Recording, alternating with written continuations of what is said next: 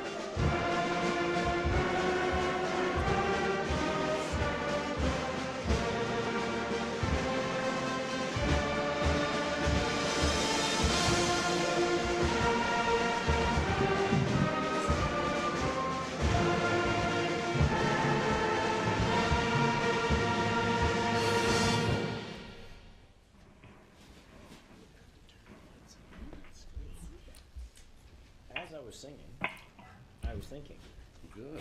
does that mean, if we were to sing the national anthem in French, would that count towards a French immersion credit? No. Well, I will take that up with the ministry now. Those that know why I'm asking that. Val, can you Okay, look yeah. Of course, John doesn't need his. He's already got it. Anybody else? No, everybody at else. Jim and Val David. Okay, Attendance. yep, go ahead, Director. Roll call. Trustee Buckland Eading, Trustee Cartman. Present. Trustee Garrow. Present. Trustee McPherson. Present. Trustee McAllister. Present. Vice Chair McDonald, Present. Vice Chair McMillan. Present. Trustee McRae, Chair Petersma, Present. Trustee Richards. Present. Trustee Swan, I think she's on the line. No, I don't think so. I talked to her today and she sends regrets. Regrets. And Student Trustee Sidney Collard. Okay, before I move into the rest of the agenda, I want to make a sad but joyous announcement. And the reason that I'm doing it at this time, just in case you had thought that because of this gentleman's age, you might have been easy on him as he owns a fair amount of the budget. But David has received the official letter indicating that our superintendent of business, Rick Gales, is after about 7 decades or so, retiring from education.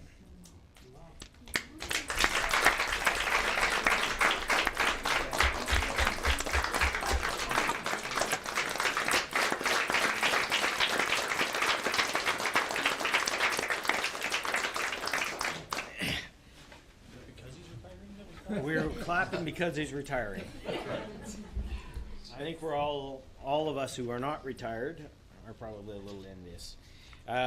Rick, would you like to say a few words? I would love to say a few words. Actually, I wanted to thank trustees personally for all of the support, confidence,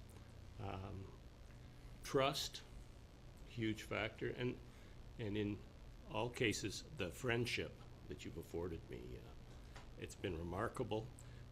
During my time with the board, I've seen a lot of changes, from 18 trustees and a small board. We tripled overnight to 11 trustees and a territory twice the size or 3 times the size of Prince Edward Island, probably a budget that matches it as well. I can remember my first meetings with trustees McAllister and trustees Karkner, they were teachers. And so, and now they are trustees. So you can see that over the period of time, there have been a lot of changes. And of course, there are also some constants. And the one constant is trustee Art Buckland, who was part of the original board that hired me 24 years ago. So really, you need to blame Buckland for all of the... This will teach you for being late, trustee Buckland. We just blamed a whole lot of things on you. I'll take it. So, blaming, but of course, we've spent 24 years blaming Buckland for all kinds of nature of things, so that's fair then. So as I retire and leave UCDSB, I know I'm leaving the best board in the province. Really remarkable what you've been able to achieve, what this group has been able to achieve. I have nothing but respect for you, and I know this board is going to continue to grow and to lead and to change the province under your leadership. So good luck to you all. You are an amazing group of people, and I thank you for everything that you have provided me for the last 24 years. Thank you. Well, thank you.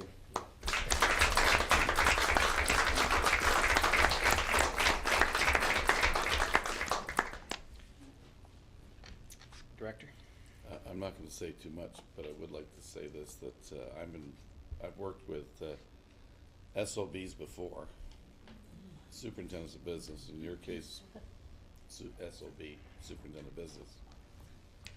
And I've never seen a gentleman who has taken on the agenda of care for kids in the CFO assignment ever. And I said to Rick in my first conversation with him, and he may remember this, you'll either become my best friend or I'm going to fire you. And he said, I'll become your best friend. And what's happened is, and Rick, you said it very nicely, and we are going to be able to say it at your retirement due, because we're planning it right now. We'll try not to let it be a roast, but Rick, the fact that I could always trust you, and that you had the audacity to bring good news and bad news with the same level of respect, that both of them were going to be dealt with. I mean, so thank you from my position, and thank you, as you said, to the group of trustees, who perhaps one of the most important things, relationally, they became your friends. I thank you for your friendship as well. Thank you. Now, to the trustees, I've asked David McDonald, and we've organized Leanne, my Patty, and a couple of other people. We're going to be organizing a special roast. Rick has agreed to it. The benefactor will be Champions for Kids Foundation, and we're going to have an opportunity, and Carol will not have a video to show this time. Or maybe you will, Carol. I'll speak to someone who knows Okay. it well. Okay, but we're going to have a special night where we can honor you in the way you deserve to be honored, and several people may want to get even. He's going to. Any other comments from trustees? Well, just go ahead. Thank you. I just, certainly it's been an experience. I've known Rick prior to becoming a trustee. He was actually the boss of my ex-wife, who used to work for the SD&G board at the time. And because of that, I became a trustee. No, I'm just joking. Rick, you know, I've been a trustee for almost 14 years, and stepping into the role as chair fairly early in my career as a trustee, had a lot of faith and a lot of confidence in what you've done with the school board, a lot of good conversations with you to help us get to this point. You thanked a lot of people, you put a lot of credit into other people. You deserve a lot of credit for where we are today as well. Over the last 10 years or so, I would say you were instrumental in making sure that we got to this point, so thank you for your dedication and your service to Upper Canada. Thank you. Trustee Garrow? Yeah. I guess, Rick, I met you first when I was with the Akwesasne Mohawk Board of Education, and of course we were looking at the tuition agreements. And across the province, of course, they had those 1-year rubber stamp, every year annual agreements. But sitting down with you and trying to work out details to both benefits in that, and we've achieved a lot since then, and with this board, a 7-year agreement that's on the table right now for both of us. It's, and I think you had the vision to say, you know, it's not just 1 year. You know, we're in a partnership for a long time. And from Akwesasne Mohawk Board of Education, we really want to thank you for that. And we value your friendship. And of course, wherever you retire, hopefully you'll come down our way sometime. Thank you, Peter. Trustee McPherson? I probably won't get to your roast, so I'll take a little shot at Rick. Anyways, it takes a brave man to take on a job that has the words SOB in initials after. I have to admire Rick for his courage. And I remember one night we had a meeting down in North Dundas High School when we still had the old finance committee going. And we had a group of parents out that night clamoring for upgrades to this new school, and one of them was new windows. And I thought the mosquitoes in Lanark County were big, but they had nothing on the mosquitoes in Dundas County that night. And I swear they were using Rick's head as an aircraft carrier to attack the rest of us that night.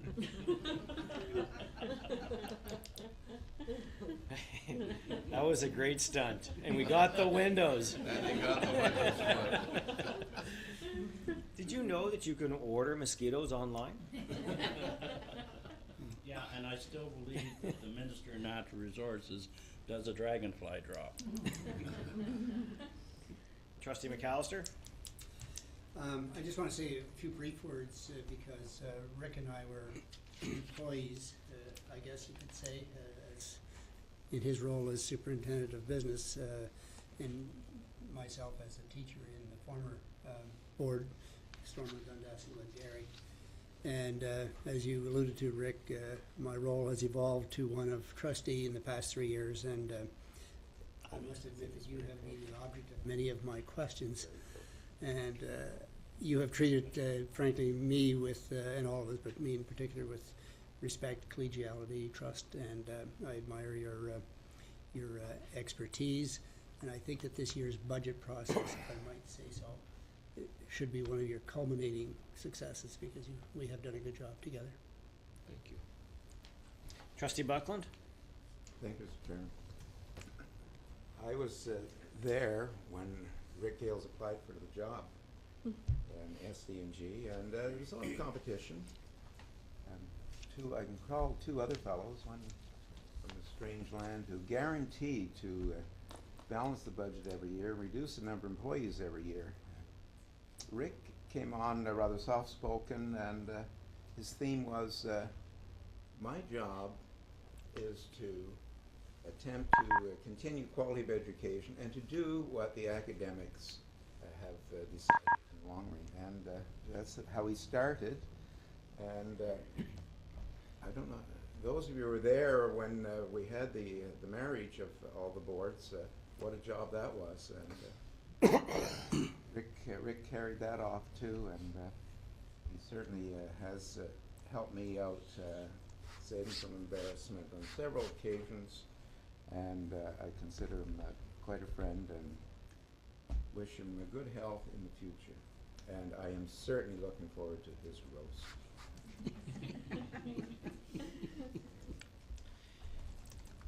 Thank you, Art.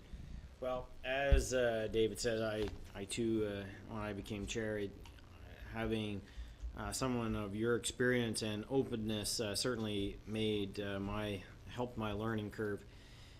And I look back at what we've done just since I've become part of the board, so that's all I can speak to, but we have done a lot.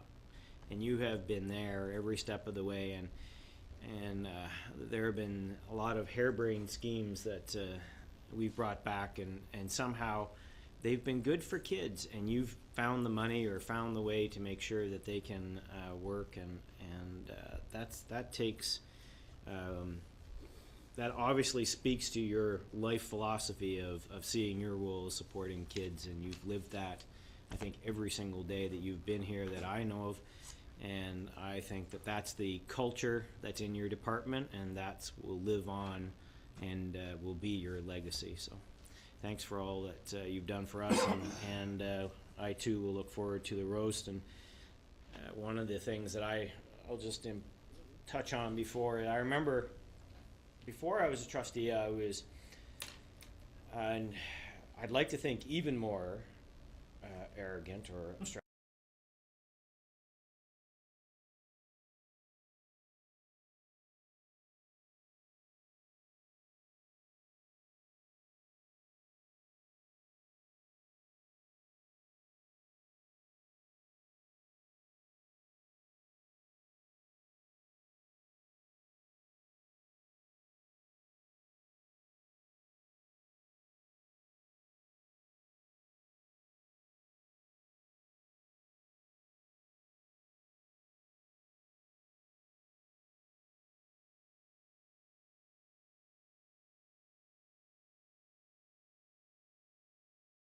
For us individual. I'd like to think I've toned down a bit as I've matured. However, I can remember you being at a Dundas Association meeting, and this was a superintendent, and a good opportunity for me to have some fun, and you dealt with my questions very patiently, as you have always done. And I remember we got into a little bit of a tussle over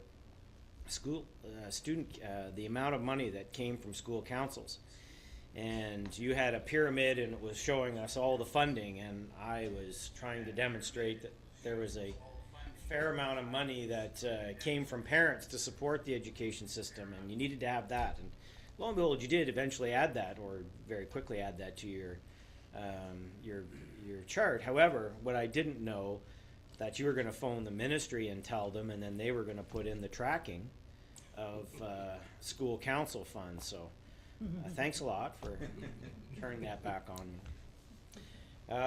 I will carry on now with the meeting. Thanks everybody for your comments. Move on to the consent agenda items. I have a mover and seconder, Trustee McAllister and Richards.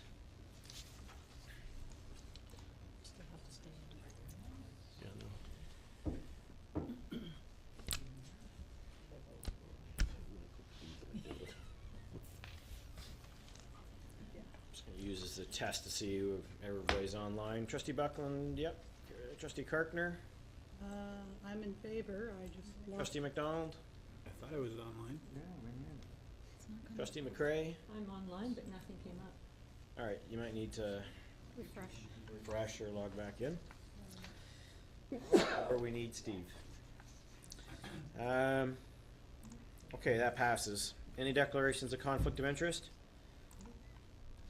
I have a motion to move into private session. Trustee McMillan, sorry? Private session committee. Committee of the whole, sorry. Trustee McMillan. Trustee Karkner. Thank you.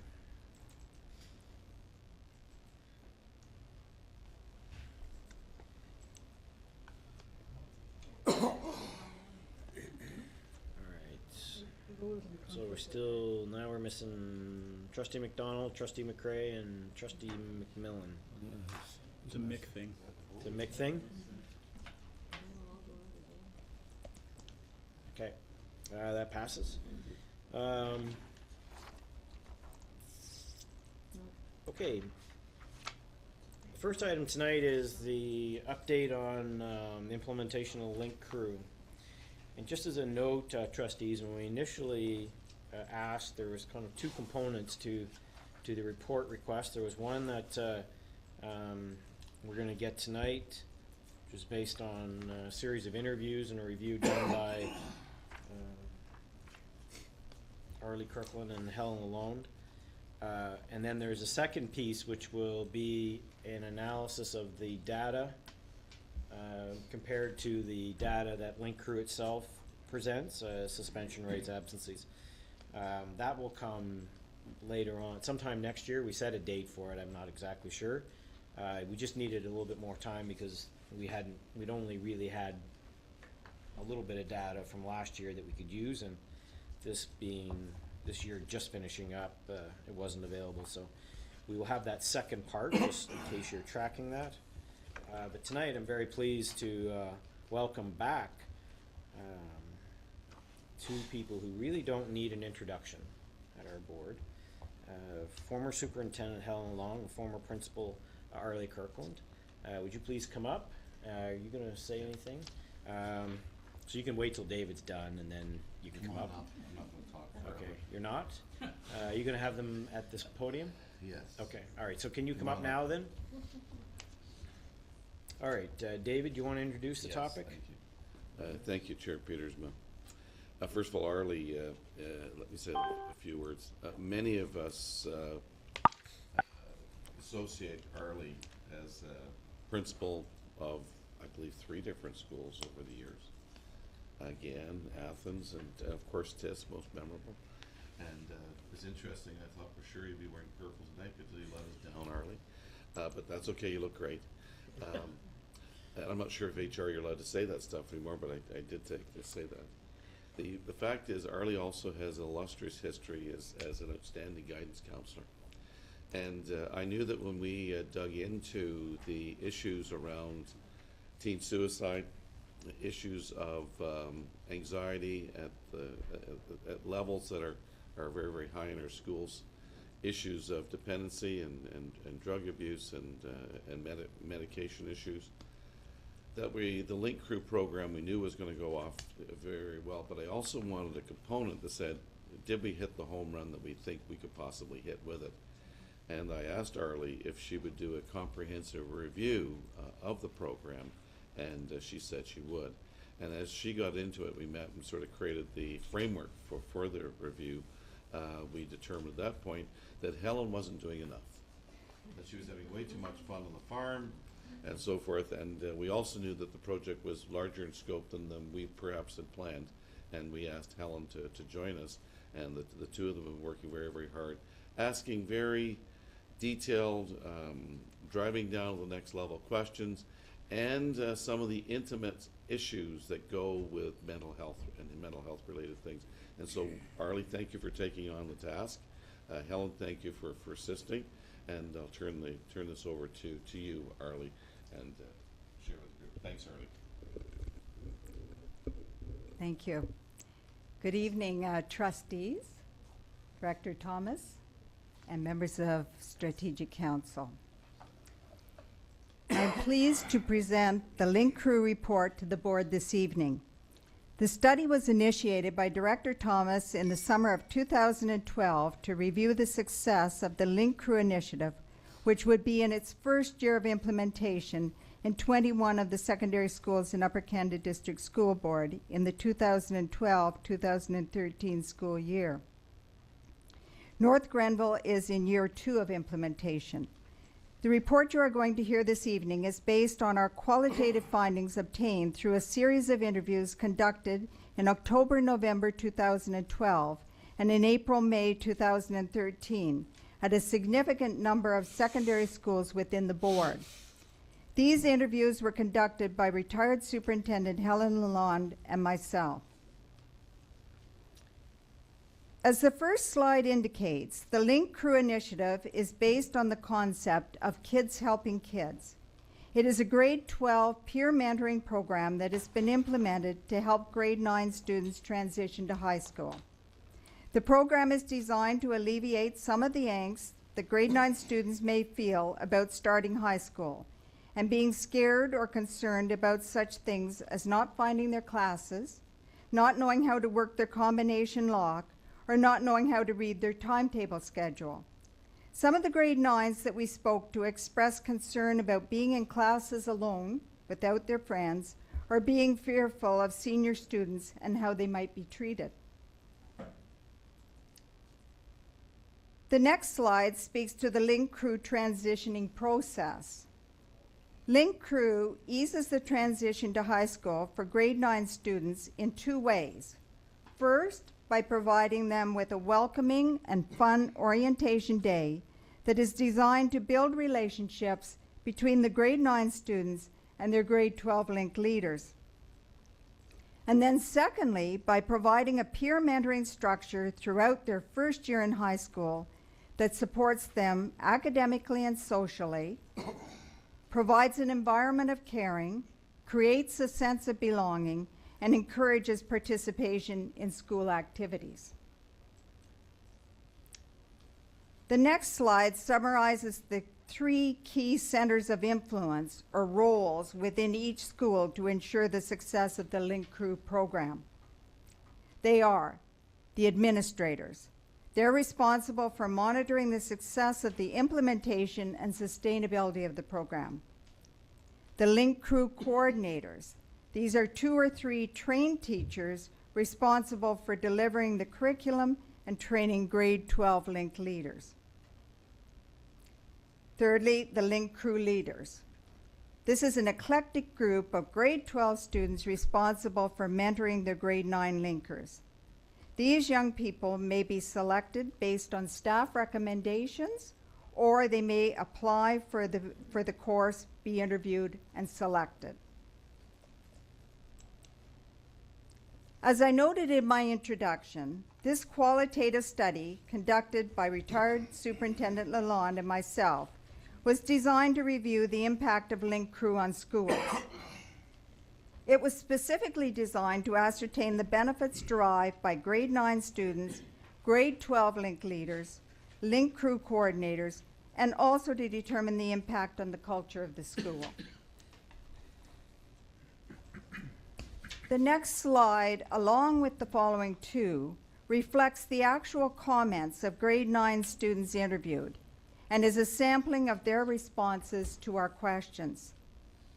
This first slide, entitled Grade 9 Students' Voices, speaks to the fact that they found the orientation day welcoming, helpful, and reassuring, and their peer mentors supportive.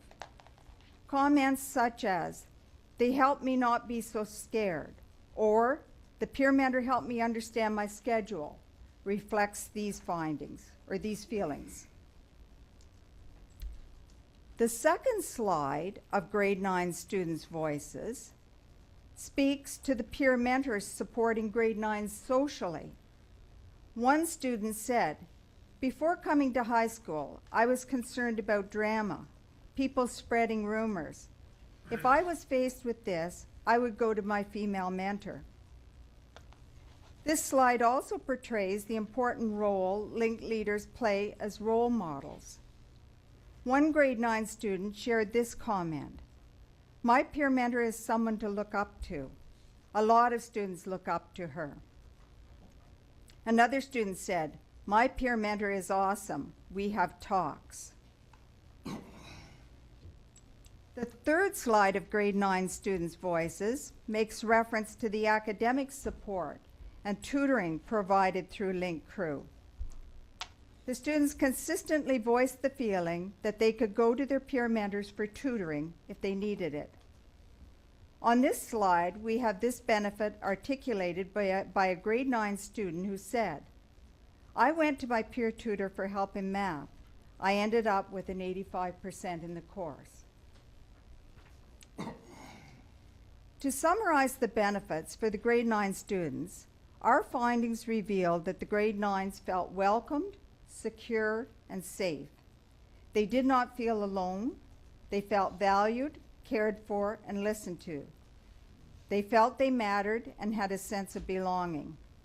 These are very important and profound messages from our grade 9s and important precursors to good mental health. They are aligned with the board's values and commitment to providing a safe, secure environment for students that enhances learning for all. The next 3 slides reflect actual quotes of the grade 12 Link leaders during our interviews. These direct quotes describe the totality of the benefits accrued to the grade 12 peer mentors by the Link Crew initiative. They derived life-altering benefits from the program. Their benefits included improved self-confidence, self-esteem, and self-concept, enhanced leadership and communication skills, greater appreciation for diversity, greater adaptability, good preparation for college and university, and a solid foundation for good citizenship. These benefits are reflected by the following comments of grade 12 mentors. I have developed more confidence. I have become a happier person. Link Crew has shaped who I am and has made me a better overall person. I am proud to be me, and I am more accepting of who I am. I feel that I am no longer coming to school for myself, but for others. I want to make a difference. These comments by grade 12 Link leaders are both impressive and powerful, and speak to some of the most fundamental life lessons learned. Their reflections are aligned with the board's values, character education program, and the board's stated mission of preparing all students for a successful life. The board can be very proud of these young grade 12 adults. The next slide reflects the very positive comments made by the Link Crew coordinators regarding their training. Their comments were as follows. It energized me. It was motivational and inspirational. It was the best PD I have had. And I can transfer the strategies I learned at the Link Crew training to my other courses. In addition to speaking positively about the training, they also consistently spoke about the great benefits for grade 9 and 12 students and the schools in general. The next two slides are the administrators' comments. The administrators' quotes on the next two slides reflect their solid support of the program. They see it as a valuable strategy for transitioning grade 9 students because, in the words of one of the administrators, the success of a school depends on a good start for grade 9 students. They consistently reflected that they thought it had impacted school culture by creating a caring environment, a sense of family, and a sense of belonging. They were optimistic that it had the potential to decrease bullying, to increase student achievement, to decrease the number of office referrals, and to improve attendance. These administrators' comments speak to the cumulative benefits for school culture and atmosphere. They consistently applauded the program as having great potential that would increase over a 4-year period and be fully realized when the grade 9s are in grade 12.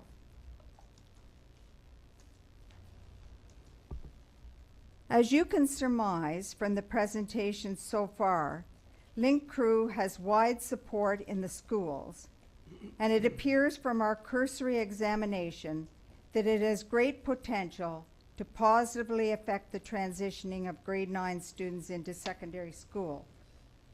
However, in order for the board to capitalize on the positive impact garnered thus far through this initiative and to achieve a higher level of excellence, we are putting forth a series of recommendations for the board's consideration. These recommendations have been organized according to the Crew framework. The first two recommendations fall under communication. We're recommending that best practices should be shared and implemented in all schools across the board.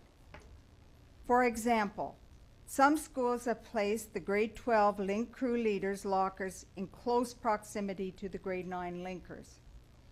Other schools have opened up a special lunchroom where the grade 12 peer mentors congregate and are available to grade 9 students wanting to chat or get tutoring.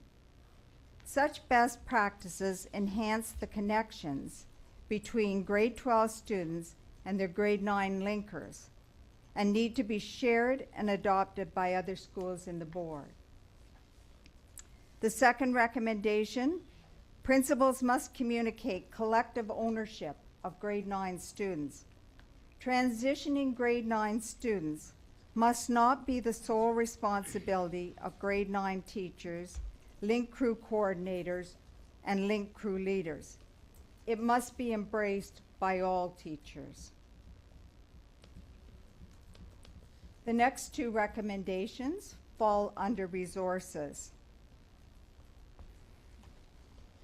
The first one, a team teaching approach that incorporates the unique expertise of all Link Crew trained teachers should be adopted. At the present time, in some schools, one teacher is assuming sole responsibility for delivering the curriculum. Although 3 teachers were trained, it is recommended that all trained teachers share their unique expertise in order to enrich the course delivery. For example, the student success teacher typically has a spec ed background and would be the ideal teacher to teach the unit on multiple intelligences. The fourth recommendation, and the second one under resources, System Link Crew meetings are in place this year and should be organized for the 2013-2014 school year to continue the dialogue regarding best practices and also to maintain the present energy and enthusiasm of the Link Crew coordinators. There are 3 recommendations under educational programs. Recommendation 5, and the first one, under educational programs, we're recommending that a team of teachers be released to develop an engaging and rigorous curriculum to lend credibility to the Link Crew course. Recommendation 6, administrators must ensure that Link Crew is not a standalone strategy for transitioning grade 9 students. Other practices in the school, such as the Student Success Initiative, should be maintained to complement the Link Crew strategy. Recommendation 7, a TR Leger after-school credit course should be explored to maintain the goals of the Link Crew course in semester 2, since the course is offered in semester 1 in all the board's secondary schools. And finally, recommendations under wellness. We're recommending that a timetable model be developed in every school that allows time for meaningful connections between grade 12 link leaders and their grade 9 linkers. In some schools, North Grenville being one, the grade 9 MSIP has been blocked opposite the grade 12 Link Crew course. In other schools, an activity period has been scheduled every second week to facilitate connections between the grade 12 Link leaders and the grade 9 students. All schools need to give consideration to this recommendation. And finally, orientation and follow-up activities should be refined to ensure that they are inclusive. At the present time, the activities are very prescriptive and very kinesthetic in nature. This may present an issue for some students, for example, students with spectrum disorders. In conclusion, we believe the Link Crew program has the potential to be a best practice for the board.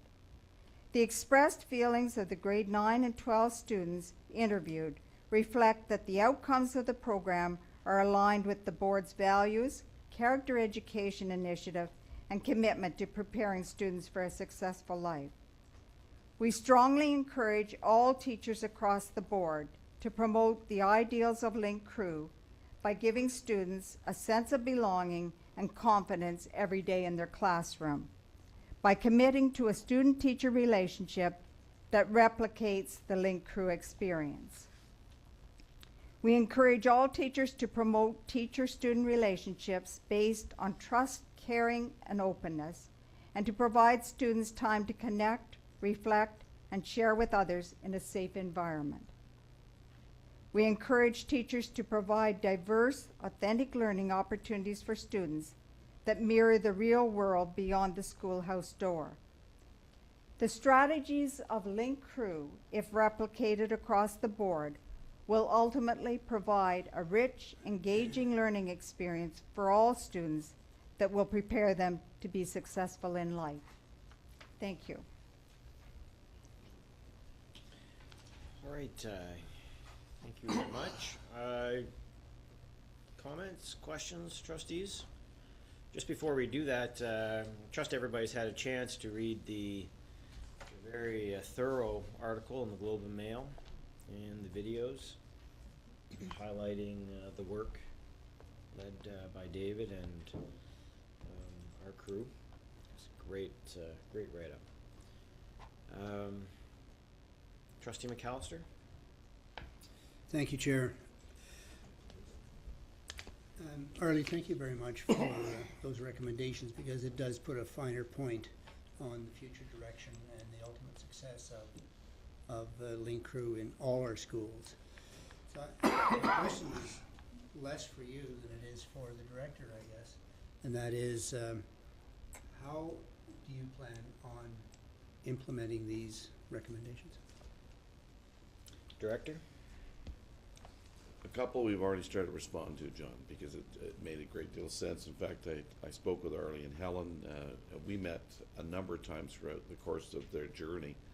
And when they came up with something that made sense right away, we put that through to the team. And we actually sent it back through for Val. And Val joined as well for the mental health charter that she has. So some of the, we've already begun. And that is the training of staff. We really want to create a situation where we did not have a staff member who stood alone, that this was not, even in our smallest high school, it cannot be, because of the, I guess the very nature of moving beyond the passion, this is sustainable program, it can't be left up to one person. One of the things that we talked about in our regular meetings was, we had some people trained, the principal to pick the person to be trained, and then we found out that they were on maybe moving the occasionalists through redundancy because of declining enrollment. And so those are things we started to take a look at. And we started then to give messages back to our principals. You've got to go a little deeper and put more thought into this, how it plays out 2, 3, and 5 years down the road. And so some of them have been dealt with as we go through. Some of the other ones, quite frankly, after tonight we'll be sitting down with the senior team and with our principals to say, now how do we put these, make sure these things are happening in our school. Thank you. Supplementary comment? Sure, go ahead, Okay. Trustee McAllister.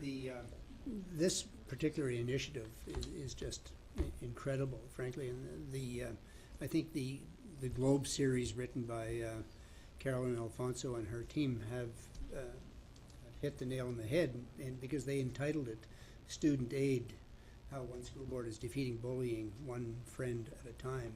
And I think that is the essence of that relationship building to which you refer. I just hope that we can sustain it in all our schools. I like the idea of the second semester course at TR Leger. I find that particularly interesting because that spreads it across the whole school year as opposed to just one semester. Anyways, thank you very much. Any other comments? Trustee McCrae? Through you, Chair, I as well was very impressed by the videos and your presentation and the newspaper articles and that type of thing. I actually said to some of my mayors and I guess you could say VIPs in the communities that I thought it was one of the best things the Upper Canada School Board has done in terms of moving our culture to that as an example of a caring culture. What I wanted to ask though is regarding the culture, we talked about the grade 9s that were involved in the program and the grade 12s that were involved, and as well the teachers that were leading the program and administration. Was there any thought given to interviewing students that weren't involved as to whether or not they were feeling a culture shift within their schools. Kind of sitting on the outside, looking in, I was just wondering if there was any thought given to that. Go ahead. Do you want to answer that, or do you want to? I'll let Arlie go first. Helen, you may want to join us with an answer to that one.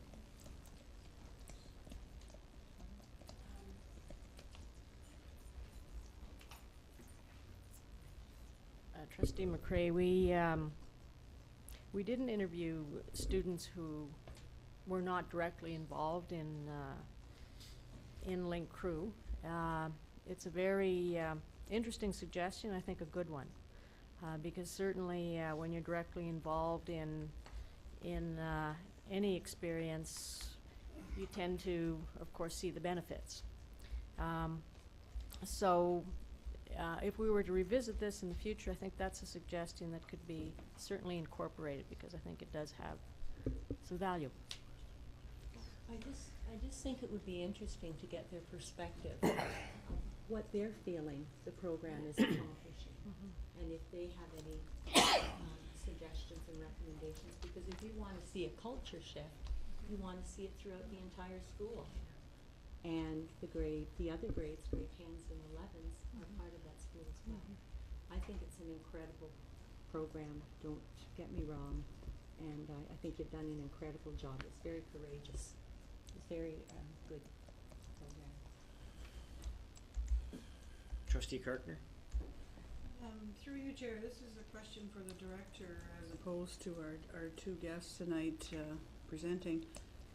I have attended a fair amount of parent council meetings at our secondary schools, and I've had the question asked of me because a lot of the parent council members are parents of 7 and 8 students who are in that school, and they know the success that we're having with Link Crew at the grade 9 level, and are curious to see if that is going to change in any way to include the grade 7s coming from the elementary panels. Those were my part of my closing remarks after these guys have completed their report. One of the Trustee Kartner, through you, Chair, that has come up very loud and clear. The 7s have very different issues than the grade 9s. Even in the 2 years, as you know, there's a different set of issues. But there are some of the common issues of where's my locker, and how do I click in, and so forth. And what we've begun to take a look at, and this could be part of the writing team that the recommendation was made to look at how we did. We've already begun in several schools a look at a grade 10 and a grade 7 student connecting. And so that person who's coming into grade 7 is going to have a grade 10 who's sort of, been around for a little bit, has something to do, is going to be less integrated in a sort of deeper counseling role, but more as a buddy at school to help them with when they come into school. And this is a first of its kind, although, as you are aware from both the well-done presentation by Arlie and Helen, and from the Globe and Mail article, that this is a program that we have purchased, and we've been very, very clear with the person we purchased from. They were paying very strict attention to their agreement that we have to use the program. But the 7 through 10 program will probably, in all likelihood, be designed by us. And what we'd like to get at is that the very similar issues. But we know developmentally that a 12-year-old has a different set of needs than the 14 and 15-year-old. And so that's being worked on right now, and we're hoping that we have something that's new that will take some of the mystery out of the fear and so forth, and go at it particularly. But we're right at the beginning of it right now, and that certainly has come out of the review. Trustee Kartner? Just to follow up, Chair, I think that's a smart move on the part of whoever's making those decisions, and I imagine you have a major part of that, Director. The grade 9 students of today will be the 10s of tomorrow, and they're the ones that have had the training, so I think that's a perfect link, or whatever we want to call it. But, They've actually, Arlie, I've forgotten the name that was used. Web. So it's going to be a web team, and it's to bring the kids into the connections as we go through.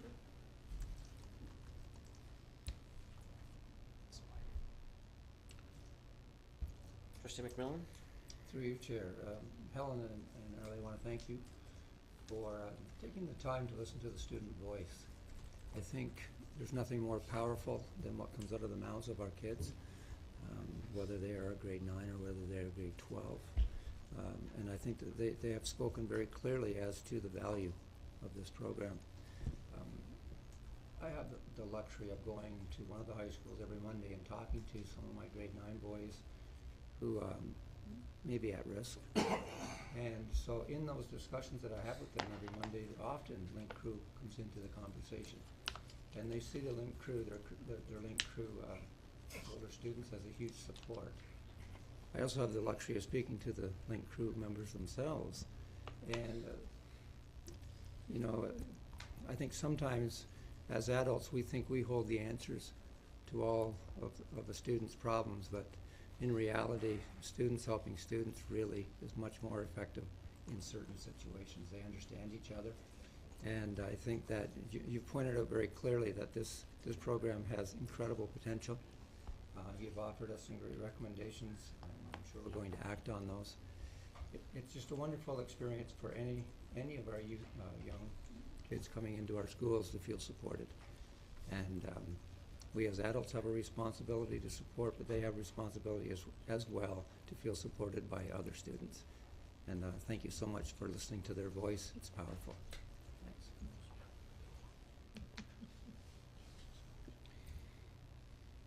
Some of your recommendations seem to touch on ensuring, and maybe I'm reading too much into it, some sort of more consistency between the delivery of the programs. Was it your experience that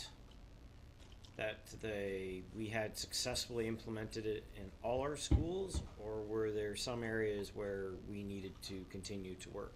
I don't expect you to name the areas, but are there some areas that are not haven't successfully implemented it?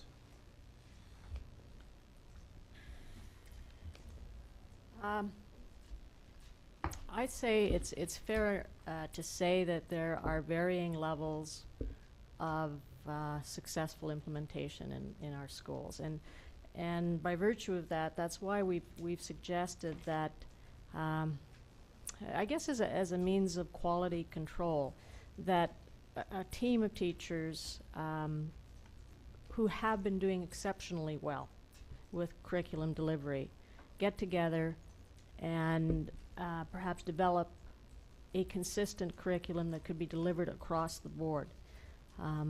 Because for a variety of reasons, schools may have encountered some difficulties with implementation of the curriculum. So in this way, then, all students in Upper Canada would be given an opportunity to access a consistent curriculum. Okay. All right, Director? Can I respond? Yep, go ahead. Chair, you ask a very important question, and I know that you're asking candidly. In our regular meetings, Val and Arlie and Helen and I, there were places that missed the boat. Although overwhelmingly, there was, I would say, from my recollection, 17 of the 21 nailed it as close as they could. And what we were looking at 4 of the, and these were not failures. They perhaps identifying the right staff is very critical. Identifying a person who will make this a passionate commitment, because this program's not for, check it off, I've done this today. You don't say, I've covered kindness for this week, I'm moving on to something else. You get kindness as the rest of your life.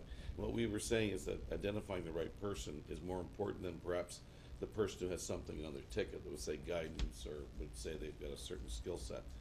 That's important for us. And then the aspect that we really learned was that we had some people who were doing a great job with this, but then they found out that they're ready to, they potentially laid off, and a new focus became to live as I got to get a job for next year. And not that they were unprofessional with the group. This type of program really needs sustainability. That's why we've talked about 2 or 3 people on staff fully trained, so that the ebbs and flows of natural things, that the kids keep getting the level of enthusiasm and passion and stick to it that we have to. That really was loud and clear to us. And when we did it. The other piece was, as Trustee McMillan, Vice Chair McMillan said, was that we began this whole look at this long before we thought the Globe and Mail or media was interested in this, or before it was a topic that was, a Canadian topic. We knew that we had something very important to do here, and we wanted to hit the home run. And so these guys were engaged long before it became a sort of popular topic that people are talking across Canada. I wanted to know, when you make this significant level of investment in training, would it show up in the culture? And I think the question that was Trustee McRae's question, do we see the culture spreading like a virus through the rest of the school in a positive way? That's something we're going to have to look at the next couple of years through the changing styles of behaviors we go through. So I think that's critical. So I think the Globe Mail article, although it was wonderful in many ways, and my mother thought that I wrote it. The fact is that it gave a nice view of the thing, but the other side of us, some people didn't get it. And that's a bit alarming to us. And these guys haven't tried to candy coat it today. They're saying, as we move to the third, fourth year of this, we have to be even more precise with the people we're training. And I would encourage Helen or Art, if you'd like to add to that, because I think the chair's question is a penetrating question. Through you, Chair. I'm thinking back or reflecting on the students' voices. Can I just have you just talking to the mic so that, make sure everybody can hear it, thanks. I'm reflecting on the students' voices once again. And I think in some of the schools, the Link Crew curriculum that was developed by the states is very prescriptive. And some teachers, I think, felt that they had to follow it to the letter of the law. I think in other schools, they felt that they could massage that curriculum, and they really listened to the students' voices. And I think this team of teachers that are going to be perhaps in place to develop the curriculum, I think if they listen to their students' voices, they will get some very, very good ideas of what should be included in that curriculum to make it engaging and authentic. Because as we went to the various schools, I found the students were very able to say, you know, this particular activity didn't go so well, but this other activity went extremely well. So I think the curriculum has to embed those students' voices. And I think it'll make it a richer, more engaging curriculum. Okay. Also, All right, thank you. also, could I? Yep, go ahead. Through your chair. I'd like to just go back to Trustee McRae's question.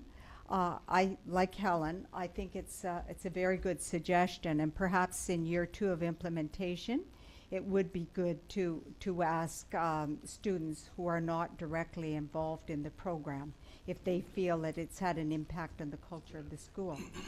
But what I did want to mention is we did speak with teachers who were not directly involved. So that we did speak with a number of teachers across the curriculum who were not involved. Go ahead, Trustee McRae.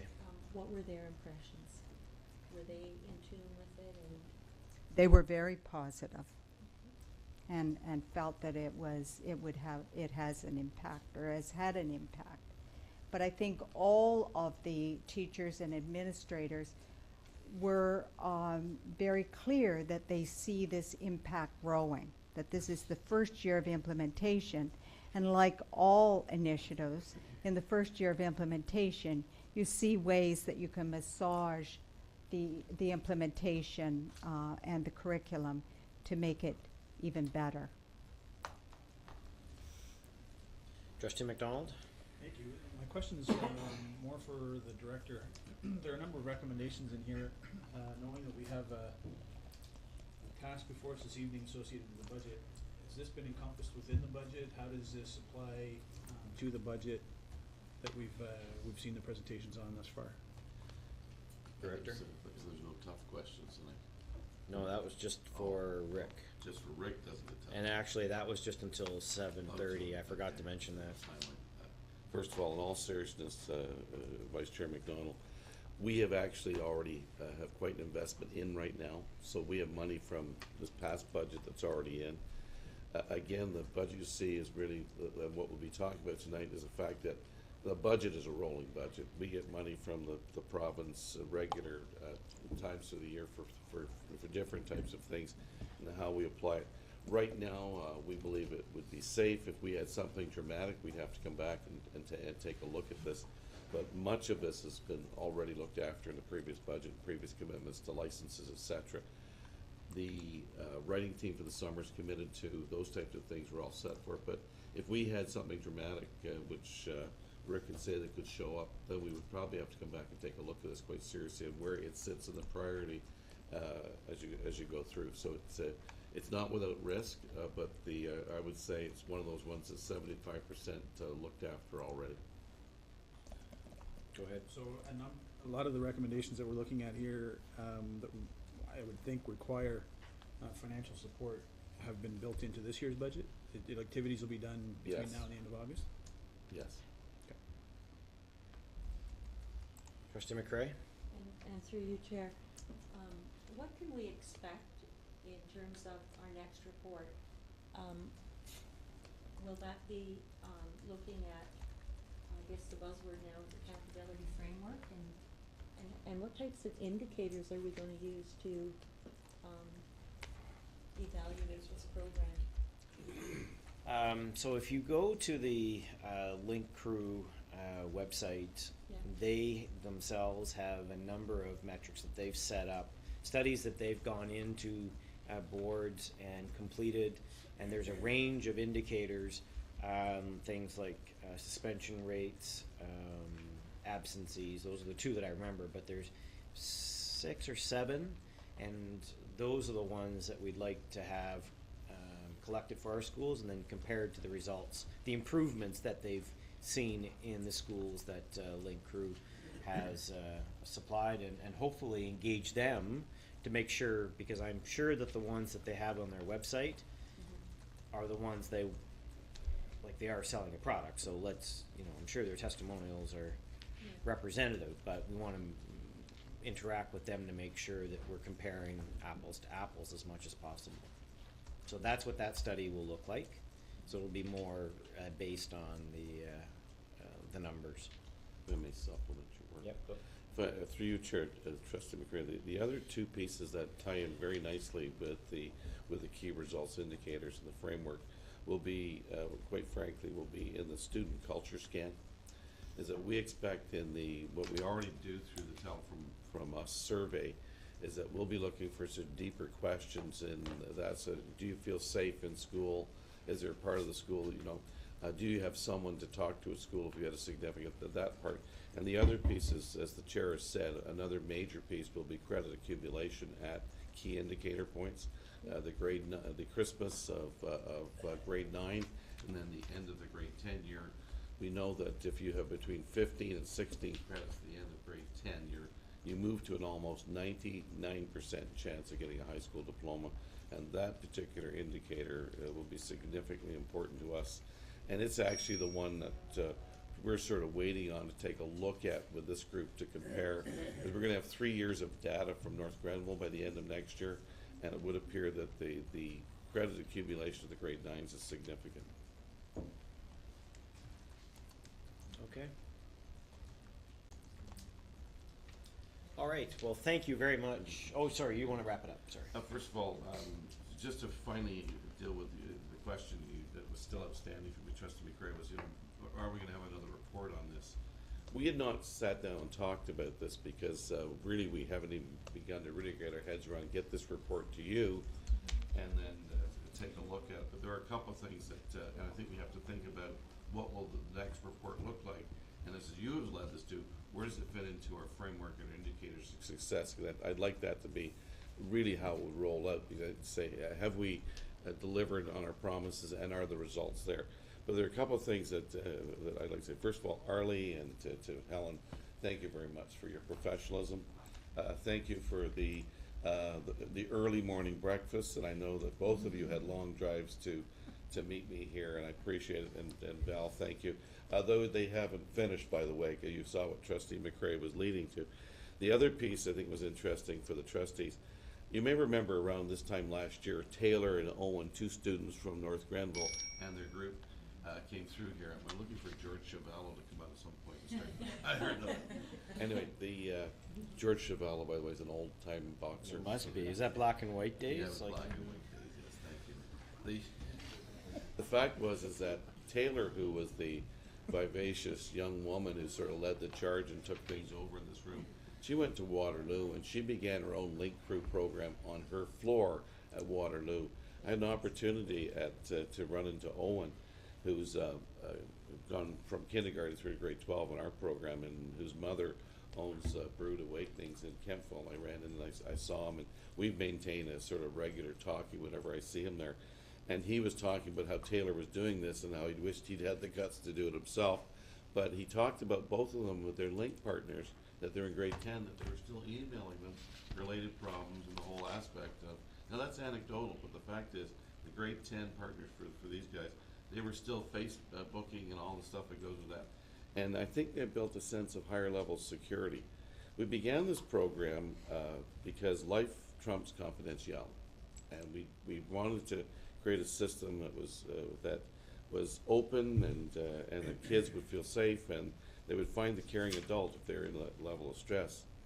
And we really have begun to look that we really understand that a friend helps a friend.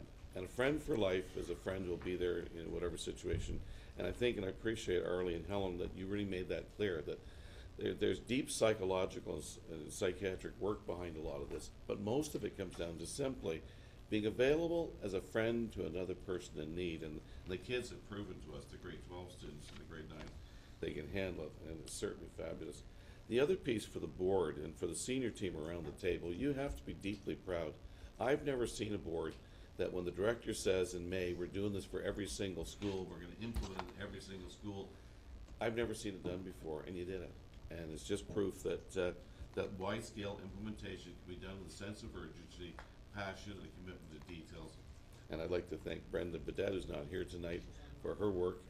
But also the fact is we did it, and we're better for it for getting out of the way. And finally, I'd like to say to the board, we're just a little bit better today because we had the guts to be nimble and quick. And this is something that you may remember, David McDonald, that you have wanted for years, that we shouldn't have to take a committee to start something up. It takes 3 years to get out there. Can we pull something off and turn it around quickly? And they have, and I really pleased. And finally, what WEB stands for, because I'm the wizard, and Brenda sent a note to me while the meeting was on, it stands for Where Everyone Belongs in our grade 7 program. That's good. And right now, we know for a fact that we'll be up and running in 13 of our 21 schools next year. And I'm actually hoping by the end of the leadership days, it'll be 21 of 21. So thank you. Arlie, Helen, thanks. Yep, thank you very much. I just want to make sure we've got that right. It was actually Lisa that got the email, read No, the Lisa email, got it to me. and got it to you. Yeah. Whispered it to you. The wizard. Thank you, Brenda, for supporting David and making him look good. Appreciate that. Thank you.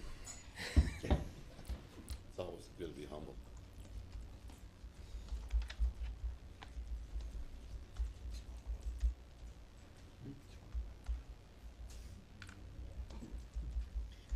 All right, now move on to next item. Is there a recommendation? Approve the recommendations.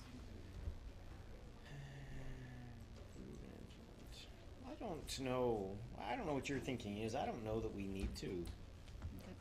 I mean, approve these are largely administrative operations. Like, I think we're monitoring the program, but David, we're just, I don't think we need to do anything. This is largely an administrative Function, yeah. function, and so we had the questions around the budget, and Yeah. so I think unless there's some burning desire to pass a motion, I'm gonna let it go. I think we've received the report, and I think you can gauge that we're very supportive. Okay. All right, thank you, everyone. Okay, now move on to the next item. It's the review of the student protege position. I'd like to invite our student Protege Bree to come up and join us. Perhaps you can sit here in Trustee Swan's seat for this item. They don't bite. Well, maybe. What are you saying about my trustees? I think I have to defend my trustee. I wouldn't say that about your. Well, no, About your I team. didn't say, Was that- I'm sorry, David would never bite, John might. No. You're not helping yourself. I'm not helping myself at all. They're both nice guys. You're out of order. Thank you.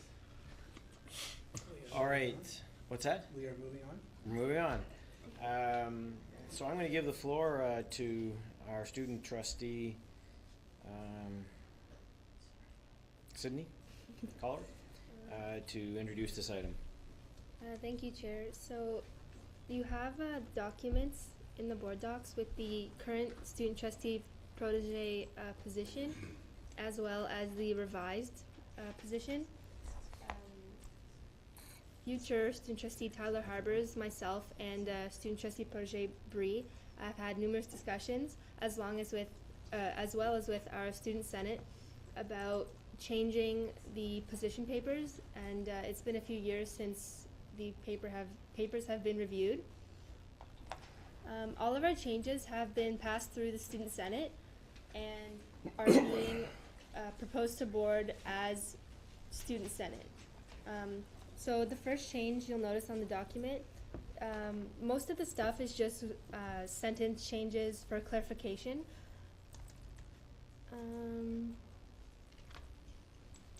So the first amendment is simply a clarification. The first change will be in the protege qualification and selection process area. We had decided to change the or make a change so that grade 9 students were not able to apply for the position, not because we think that the grade 9 students wouldn't be able to fill the position. We would Senate just recommended that it be a grade 10 or 11 student due to the fact that they have more experience in the high school and they would be better suited to represent a larger group of students. And they would also have had experience in the student senate, acting as a student senate member. The other change, the other amendment that was added to the same section is that candidates must prepare a 1-minute speech when running for this position. Student Senate would like to hear from the candidates prior to the election for better understanding of the characteristics they're voting for and bringing forward. As student trustee candidates must also prepare a speech, Student Senate required or suggested that the student protege prepare a speech as well. In the roles and responsibilities section, we have taken out that the student protege must assist the chancellor, vice chancellor, and student trustee as needed, and simply that the protege assist the student trustee as needed, due to the fact that the chancellor and vice chancellor positions have been removed from the student senate. It has also been added that the student trustee protege must chair the family of schools conference call discussions, and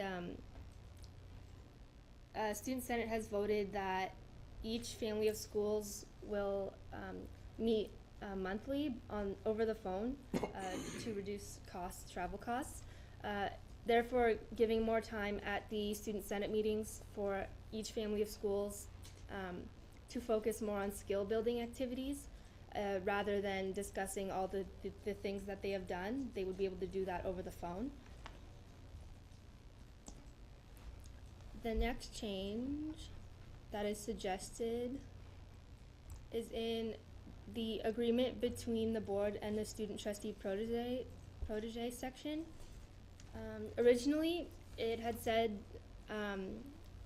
that the student trustee protege would be given the opportunity to attend the annual general meeting for Ontario Student Trustee Association. And after numerous discussions with Tyler and having Bree attend the board council conferences, We've decided to change that to giving the student trustee protege the opportunity to attend the board council conferences instead of the annual general meeting, simply because the board council conferences focus mostly on the public school boards, separate from the Catholic school boards, and we felt that this would give the student trustee protege a better understanding of the public school board system rather than the annual general meeting, which is all of Ontario student trustee combined, which is as well a great opportunity. But if we were to choose one meeting for the student trustee protege to attend, we had proposed that the board council conference be the better meeting for them to go to. The next change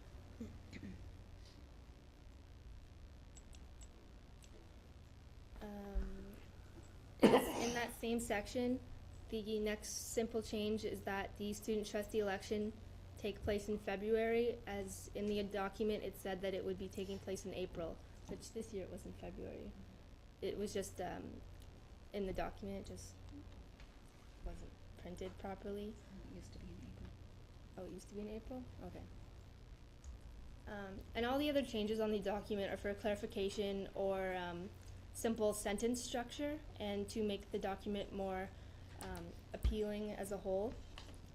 And the last change was that at the bottom of the document it stated that the role had to be reevaluated after a year, and we simply strike that out because the Student Senate will simply change or review the document when they feel it's necessary. And that was pretty much it. Do you have anything to add at this point?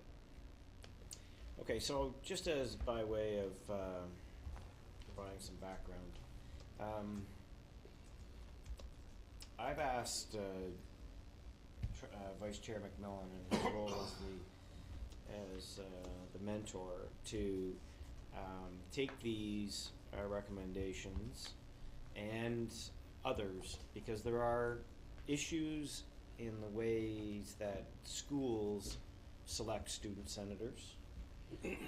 There's inconsistencies, and David has, Director Thomas has talked about some directions he'd like to take it. So I think that this would be an opportunity for us to clean up the whole thing while we give the student protege position another couple goes, I think, before we maybe review it again. So far it hasn't achieved the set goal. And certainly I think some of these recommendations will help maybe fulfill that.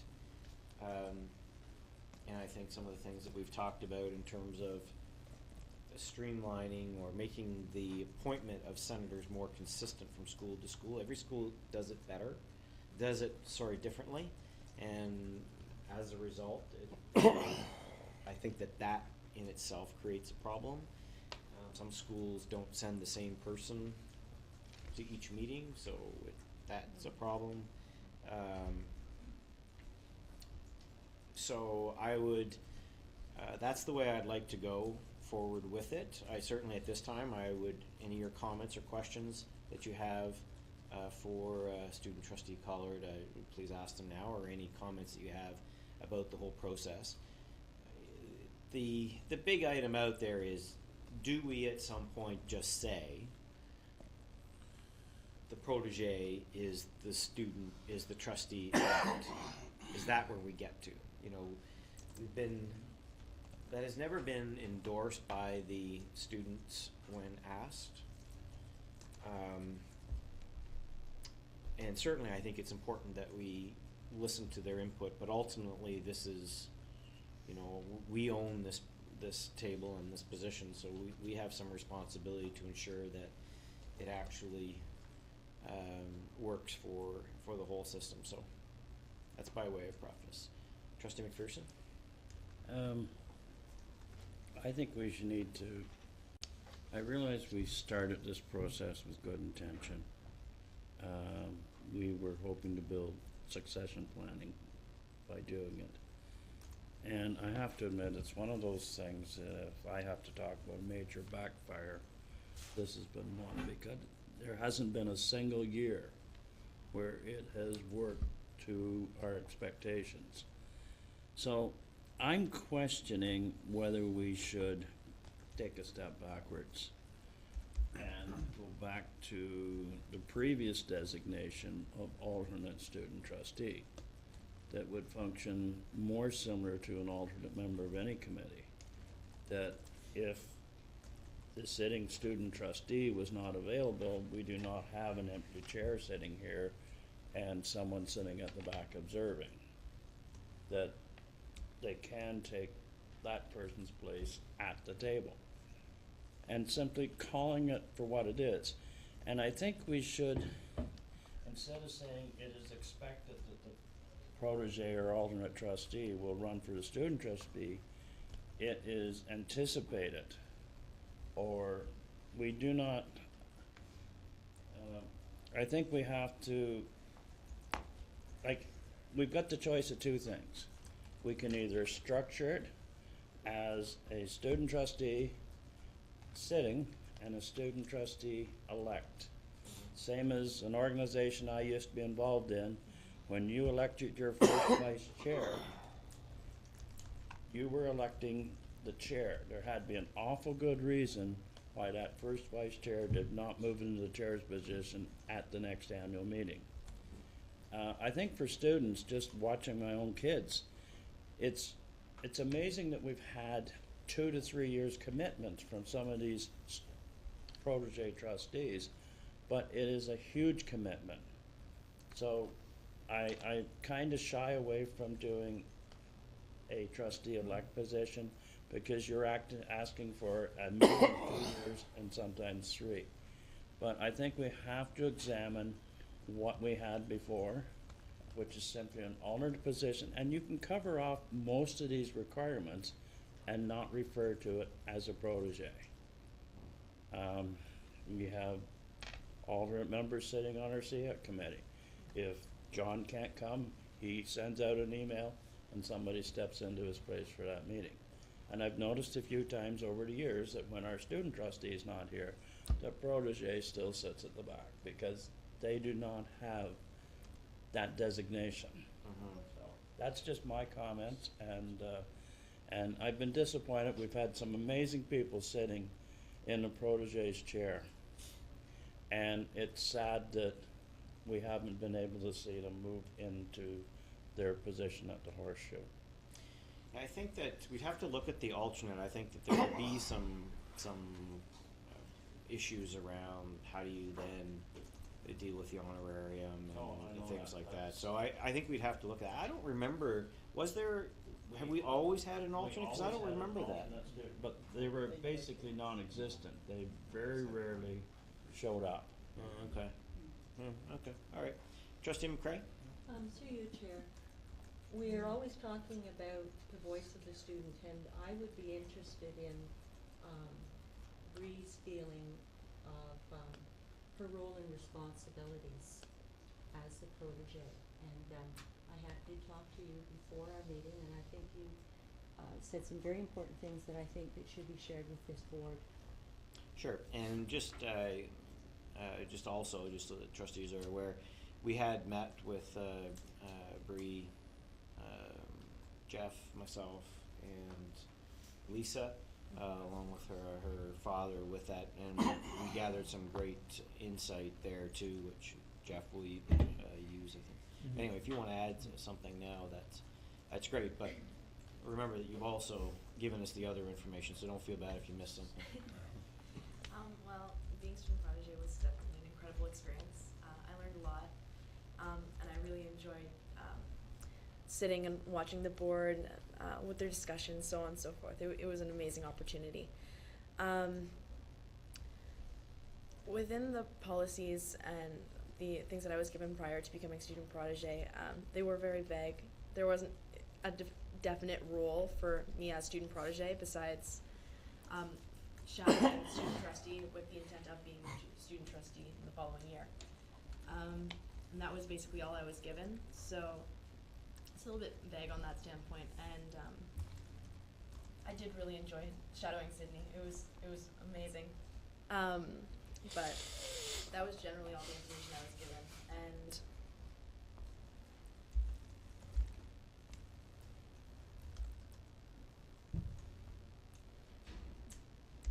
Okay. Trustee McAllister? Thank you. I think there's some really good recommendations here. I agree with Trustee McPherson in that I would even take it one step further, that the protege should also be an alternate, so a combination of protege alternate. I mean, a protege means that you are learning from someone else, and the assumption here is that, at least in my mind, the unwritten assumption, even though the protege does not have to be a senator, the assumption is that next year he or she will, so that he or she could step up and assume the responsibility. So that's the way I would see it. Trustee McMillan? And just through you, Chair, I mean, there's no question that the assumptions that the board had in terms of the effectiveness of the role and the effectiveness of student senate to give to us what we need at this table, the assumption was there, but the assumption has failed us for a number of reasons. And I think that only points out that we need to nail down what you're saying. We need to nail this down and make it much more clear. But the first thing we have to do is take a look at what it is we need as a board, and how those needs can be met in terms of what's being presented. There are great recommendations, and they'll certainly be taken into consideration.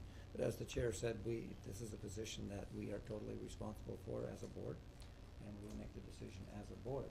So the chair's asked me to kind of take a lead role on this. So what I will be doing is looking at past experiences, looking at things we've done in the past, looking at the input here, talking to a lot of people, and then coming back to the board with a recommendation. But it'll certainly, I'll make it as thorough as I can. But the important thing for me is to take a look at exactly what we want from this role, what we want from how this particular role is going to enhance the board, and how it's going to make that position sustainable. I think that's critical to the whole thing. There are factors, there are things that are coming out of Student Senate that we didn't anticipate in the assumption process. And as a result, the prodigy for the last years that I've been here has never moved into the position that probably should have. And so that just points out to me that there are red flags all over the place that we have to take a look at and just refine the process and refine it in such a way that it's going to meet the specific needs of the board. Student Trustee College? Through you, Chair, I don't know if I can do this here, but I'm just requesting that through your process, whether it be this summer or while Mr. Harbour is the student trustee, that you report back to the student trustees so that they can present it to the student senate as you're going through this process before you reach a definite conclusion. Right, so what actually my request of Jeff was to pull some trustees, Yep. get some staff support, and the student trustee would be part of that process. That I didn't, hope I didn't give the impression I was gonna do it on my own. There's gonna be a lot of people that are gonna be a part of the process. But you've also hit on an important point. I think that probably at the first student senate meeting in the fall, that it's important for myself or any of the trustees that are there to be very clear as to what the student senate's role is and what our expectations are from the student senate, without being, putting the hammer down. But it's ultimately the responsibility for student senate, and everything comes back to the board table. And none of us are running free on our own. We're all responsible. So I think maybe if I'm continuing that role, then I have to step up to the plate a little bit more too. Director? I through you, Chair, to our colleague, Vice Chair McMillan. I think it's really critical when you do this examination of why the process failed us, is to look at some of the mitigating circumstances. And in having every year one or two of the meetings that I attend, there's always different faces at every meeting. And I think we have to do is, once you've begun the process, we have to establish potentially a procedure that tells our principal or guidance or student faculty advisor that you don't send one because it's people's turns, because there is a continuity that goes with each of the meetings, that people understand the journey that the group is on. And what I've watched, and this is not to be disrespectful at all, it's not, in the protege final, you have a person like Bree who becomes quite mature and understands the issue at the board table and wants to speak to her colleague students, and you have someone come up with, hey, let's put a pool in every school, vote for me. Not that they would say that or they'd run with that, but all of a sudden it becomes a popularity contest, which I think most elections are. And I think what we have to do here is that at least let's have the voices in the room at the beginning that were the same at the end. I think this will involve some sort of, potentially, as you take a look at this, a procedure that's going to go out to the principal, guidance, or student council advisor. Now, we also had a job action, and I know that we had several schools that their advisor, their faculty advisor, pulled back, and the principal sort of, well, who wants to go? And, well, they sent Bob, and I think what we have to do is, as we raise the level, I think that's what Sydney's asking us to do, raise the level. We have to ask our school principals and our guidance people and our faculty advisors raise the level as well and join us in this process. So Greg said it earlier, I just don't think it should be lost, because I think it was, from my perspective, it's a key ingredient as we go through. I'd love to have your comment whether you think I'm out in left field or not. Trustee McCray? No, I think you're right on the money, Director, regarding the process. There has to be a process in place. But another thing I heard Bree saying was that here's a young lady that was prepared to step up to the plate, and I think we faltered on our roles and responsibilities. We need her roles and responsibilities. We need to really flush out what it is that the expectations are of this protege, or whatever it is we're going to call this person next to our Senate. We're going to do a video. We're still on for that project? Yes, no? Mm-hmm. Yeah. So we're going to, that's one thing that Bree's going to make herself feel. We'll talk a little bit about the role. And so that'll be an additional tool for our proteges as well. Just Go ahead. Just want to clarify one statement. Is everything that we're talking about tonight is not a reflection on our new student trustee. And if he is watching this, I don't want him to think for 1 second that we are casting any judgment on him as an individual. I think he's going to do a great job. It's the process. Didn't serve the needs that we wanted, but it certainly is no reflection on our new student trustee. I think he's a fine young man, and he's going to do a great job. Very good point. Yeah. And I think that this board has, for years, adjusted its process. We're not afraid to go and, all right, well, we haven't got that right, so we'll do this. Look at the changes that we've just made to the organization of the board meetings in the last couple of years. So no, it's part of the ongoing process of making ourselves better. So I really appreciate you bringing these to us. We've that is very important. I think you've done a great job of going through it, and I think that'll give you a great start. Any trustees that want to help out Jeff, just communicate directly with Jeff. I would hope that the trustees that have been able to attend some of the school council, student senate meetings, John and Carol in particular, can make themselves available, and anybody else, please. And if you're still around, I'd certainly be happy to have you sit on it, whether it happens after August or whatever. I'm not sure what your timeline is, but certainly you're more than welcome to continue offering your input.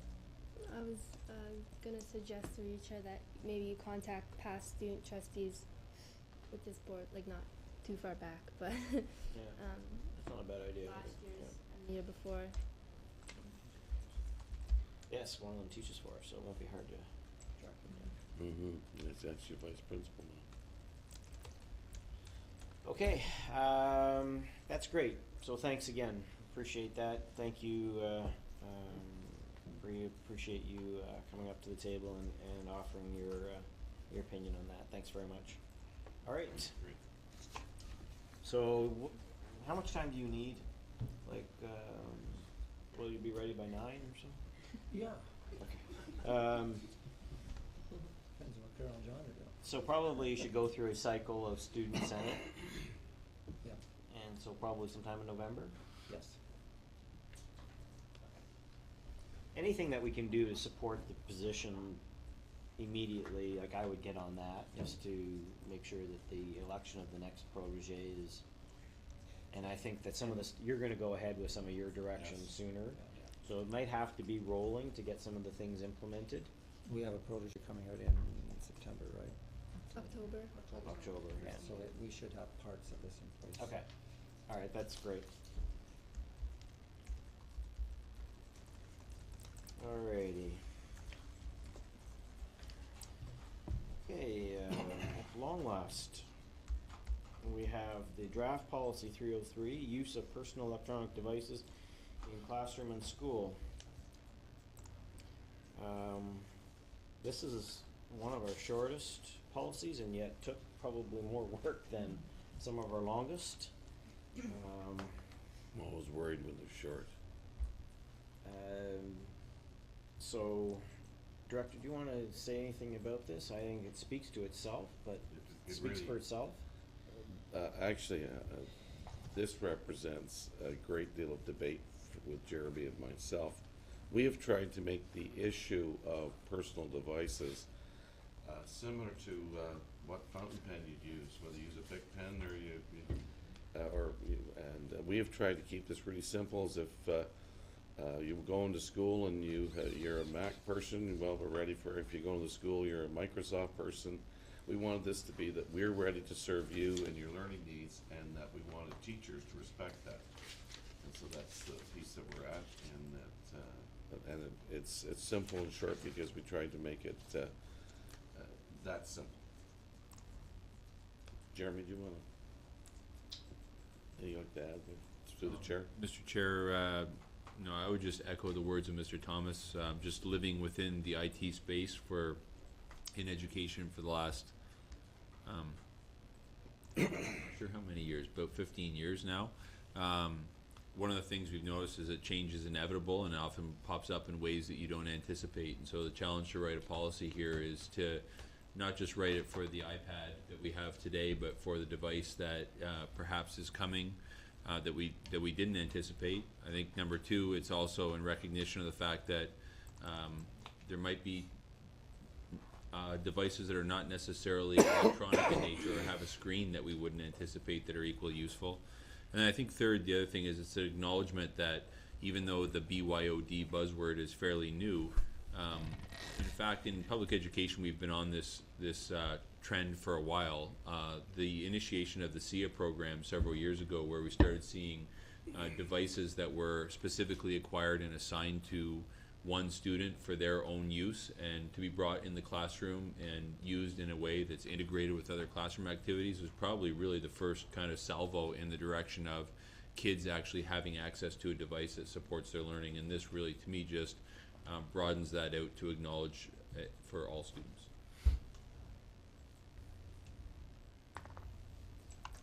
Trustees? Trustee McAllister? I think this is a good policy that it does recognize that personal devices are basic tools of learning, that they do mirror the world of work today. There's no question about that whatsoever. Is there a need for a procedure to accompany this policy? Because if I went back to our discussion in November, when we discussed this, we talked a great deal about the need for etiquette to accompany the use of the device in terms of time, place, and its focus on learning and research and whatnot. So is there not a need for even a very short procedure? Director? John, I agree with you. There will be a procedure. I don't think this procedure will be short, though. However, I think it will be one that will draw into attention what you've just said, the activities of respect, the activities of, and it's not just to do with personal devices, whether computers or handheld devices or things that we, as Jeremy said, we haven't seen yet that are going to be out in 2 to 3 years. We go, But the procedure would be as such that we have to respect the learners brought it in, and the teacher has to respect how the learner learns, and then we also have to make sure that how we're using it and is for the purpose that you brought it in the school for. And I think the procedure that we've already begun to take a look at, we'll go into more detail about the character content you were alluding to. It's also going to, time and use, and I think as any school would have, is that we're open, we've got the system on all the time. Are there appropriate times to be using things and not appropriate times? And how does that fit into the personal? What we're very concerned with, and I think the piece here would be respect of a learner and how the learner learns, and that a teacher can't say, you don't bring personal learning devices into my room, you just don't. That's not acceptable. And what we have to do is find the line. It's also not acceptable if you're in the classroom and you're watching the basketball game and you're supposed to be involved in your grade 11 English class, etc. And those are things that we have to talk about. But I think those are things we talked about 50 years ago too, when kids, did the different things at different points. We have to look at a procedure that serves us properly and sets a standard of behavior that we all would agree to. In fact, that was part of our several of our long discussions on this, was to make sure procedure didn't become policy and policy procedure. In fact, through the chair, Jeremy, perhaps you'd like to comment as well. No, I don't have much to add other than, again, when I was in grade 9, it was the first time in my school career where the teacher ever said you have to go out and get a calculator and bring it to class. And we went through some of the same grappling about when is it appropriate to use the calculator in math and when is it not appropriate to use the calculator and so on. So, but that being said, I think you also on the flip side have to recognize, as you I'm sure do, Mr. McAllister, that these aren't just calculators. There's a great deal more connectivity and capability in these things, and I think we at least have to give it some fair thought as to what the impact could be to not just the classroom but the climate of the school as well as they become more pervasive. I think one of the things we have to think about with a procedure on, or reflect on, is the kind of thinking that we used when we developed the policy on social media. And I think we need to be cautious that our procedure doesn't duplicate expectations that are already there, right? Like, we already have codes of conduct, we already have character initiative, we already have a lot, and when we did the social media, we wrote this long-winded policy, but then it was, well, we're saying that here, if you just follow so I think that we need to be careful that we don't get into that, because I think that then people start reading the policy for exceptions. Well, I can do this, and I would hope that this would create great conversations at the school level on how they're going to. We actually see the procedure through you, Chair, as an enabler of the technology, and not to disenable. It's like, lock them, keep them in your locker, quite the act is that put them on top of your desk where we all can see what you're doing. Trustee Carpenter. To you, Chair, I think we also have to look at this procedure as a living document and not stagnant, because we're teaching kids that are going to have the newest and greatest technology that's not even created yet, and that could happen 6 months from now. Yeah. So it's not something that's carved in stone. It's gotta And be. that was very deliberate in the language you read, that we were very broad, like, although people will talk about it as the cell phone policy, like we're talking about all kinds of things. I mean, some of which are appropriate to bring to school and some of which are not.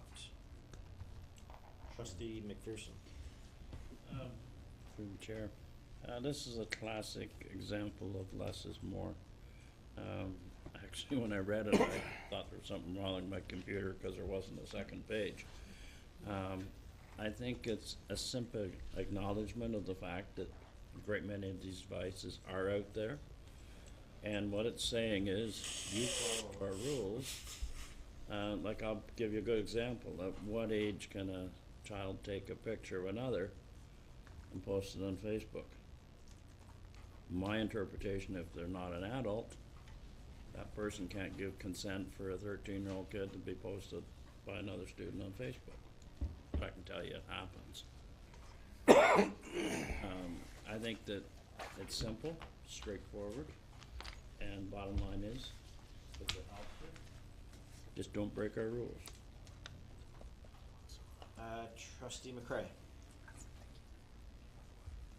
I was reading through this as well, and I think one of the critical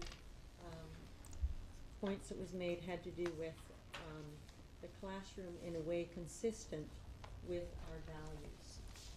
And I'm really not convinced that we need a procedure. I think a lot of our other policies and our character always and our values would cover off on that. I think that we would find ourselves rewriting that procedure again and again and again and again. Okay, thank you, Trustee McCray. Trustee McMillan? Through you, Chair, I'm very pleased that we have the policy. I would like to see this put into action as soon as possible. And I think what it does is it opens the doors and broadens the learning experience for our kids. A term that I've come across lately is developing digital citizens. And I think that's something that down the road is going to become a very critical part of education, is creating digital citizens who understand how technology is used and how it ethically can be used and how it can be used properly. And I think in time you'll see that happen. But I'm really pleased that we've got this motion, and I would love to see us roll into September with this thing in place. Well, we would need then to jump that to the board agenda tonight. So we can do that if that's what trustees want. We'd need a motion to amend the agenda. Let's pass it, and then we can entertain that motion. Any other comments on the policy? Trustee Buckland?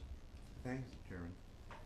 Having been at a conference where the keynote speaker spoke on gamification, and in classrooms where there are no books and the iPads are given to students to take home, I like the flexibility. I'm happy that it doesn't say we had to burn the books. Oh, is that not in there? How did we miss that, eh? Good one.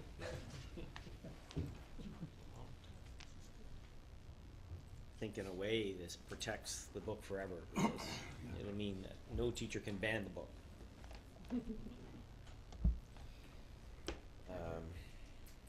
Okay, any other comments? All right, then, committee of the whole, we should recommend this to board. So do I have a mover and a seconder? Trustee McAllister and Trustee McMillan.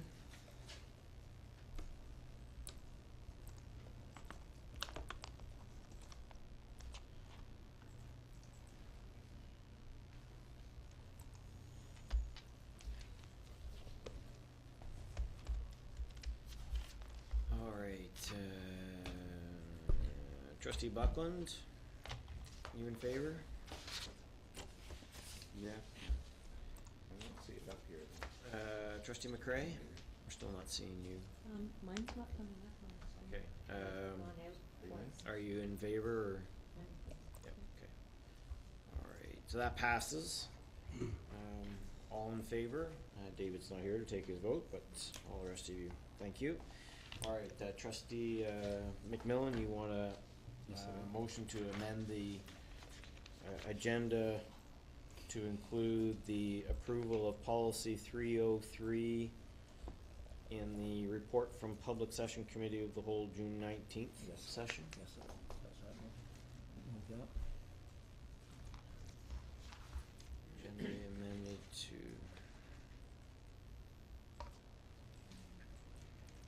the approval.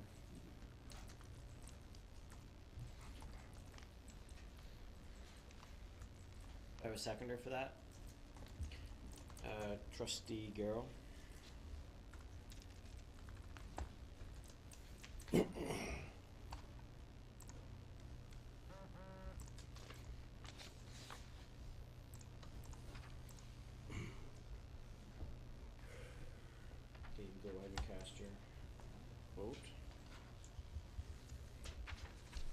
Trustee McCray? I'm in favor. Okay. Trustee Buckland? I'm in favor. Okay. All right, that passes as well. Okay, so we'll add that to the agenda, the board agenda. Thanks, everyone. Thanks for everybody that worked on it. David and Jeremy and anybody else who helped out. Strat Council that went through it.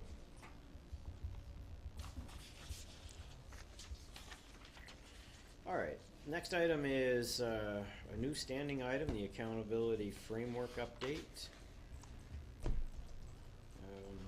I will give this update this time, but in future it'll be done by the person who is leading the framework committee. On the 26th of May, half a dozen trustees and twice as many administrators met here. If you were driving by and saw a whole lot of vehicles on a Sunday and you were checking your clock, what's that? That happens more than you think, people, but there were a large number of us early in the morning and worked till mid-afternoon going through the accountability framework. We had a great conversation. Administration gave us a sense of some of the work that they were already doing, and we had the opportunity to share ideas on going forward. This is a very novel enterprise that we're engaged in, and so we need a lot of discussion and input to make it robust and realize its full potential. I have asked those people who were part of the original work group to sit on the committee just for some sense of continuity. One of the things that I want to stress, though, is that while they, I'm naming them right now to be on the committee, the meetings will be open to all trustees and administration, and I encourage everybody to participate. For the structure of the committee, it'll operate with these members, but it'll operate more like the old finance and program committees, where whoever was in attendance could participate and ask questions. So I encourage you to take advantage of that. Jeff will take the lead on it and organize it. David has asked David Coombs to be the co-chair from administration, and we look to get this going as soon as possible. We can work together. Yes, I hope that Jeff and David can work together. I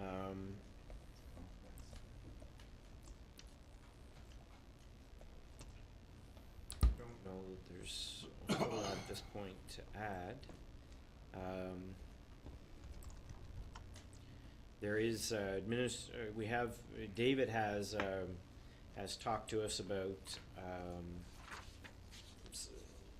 using some of the work that his team are doing and modifying it to support the needs, and we've also discussed the use of getting outside assistance to support that. So that'll continue to be part of the conversation. David and I will sit as ex officio, which is standard. We sit as ex officio on all committees, but I think that you can expect that we will be in attendance at these meetings.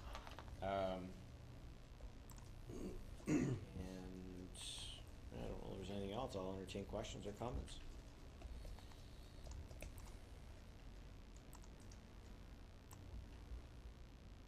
Okay. All right, so the next time it'll be somebody else. Jeff doing the report. We will keep this on the agenda. I don't know whether we need it every meeting or I think once a month. I'll let you guys, the committee, figure that out, but I think a minimum once a month, just an update on what's going on. And again, just to stress, it's not the accountability framework that will receive the reports. The parameters for the committee are inside the report that was presented to the board. It's not the committee that receives the reports, it's the committee that facilitates the process. It's the board that will receive the reports. Okay, community use of schools. Mr. Gales. Thank you, Chair Petersma. As trustees are aware, we rolled out a revised system of booking or allowing community to book use of our schools after hours. And it provides for electronic booking, less paperwork on our side, of course, less work. It provides for communities to see what the school calendar is and book rather than phone and look around. But we started to roll this out in Almont, and then we moved from family to school, and finally now we're at the very end of that rollout. What's occurred, of course, is when you apply one formula across a jurisdiction this size, you run into a few bumps in terms of how communities have been using the schools, maybe not strictly in adherence to board procedures and policy. So those became evident. And I know of at least 2, perhaps 3 situations where we still have some work to do. So as this is a community use policy, we thought it would be appropriate to create a focus group that would include trustees, school principals, administrators, and community members who use the facilities, to take a look at the various situations and see if there was some way that we could find a useful resolution to some of the issues that have arisen, and then report back to a strategic council and therefore the committee of the whole at some point with perhaps some recommendations. The criteria we'd like to stay within is that it wouldn't increase board costs. It would not contravene collective agreements, and it would continue to support the board policy.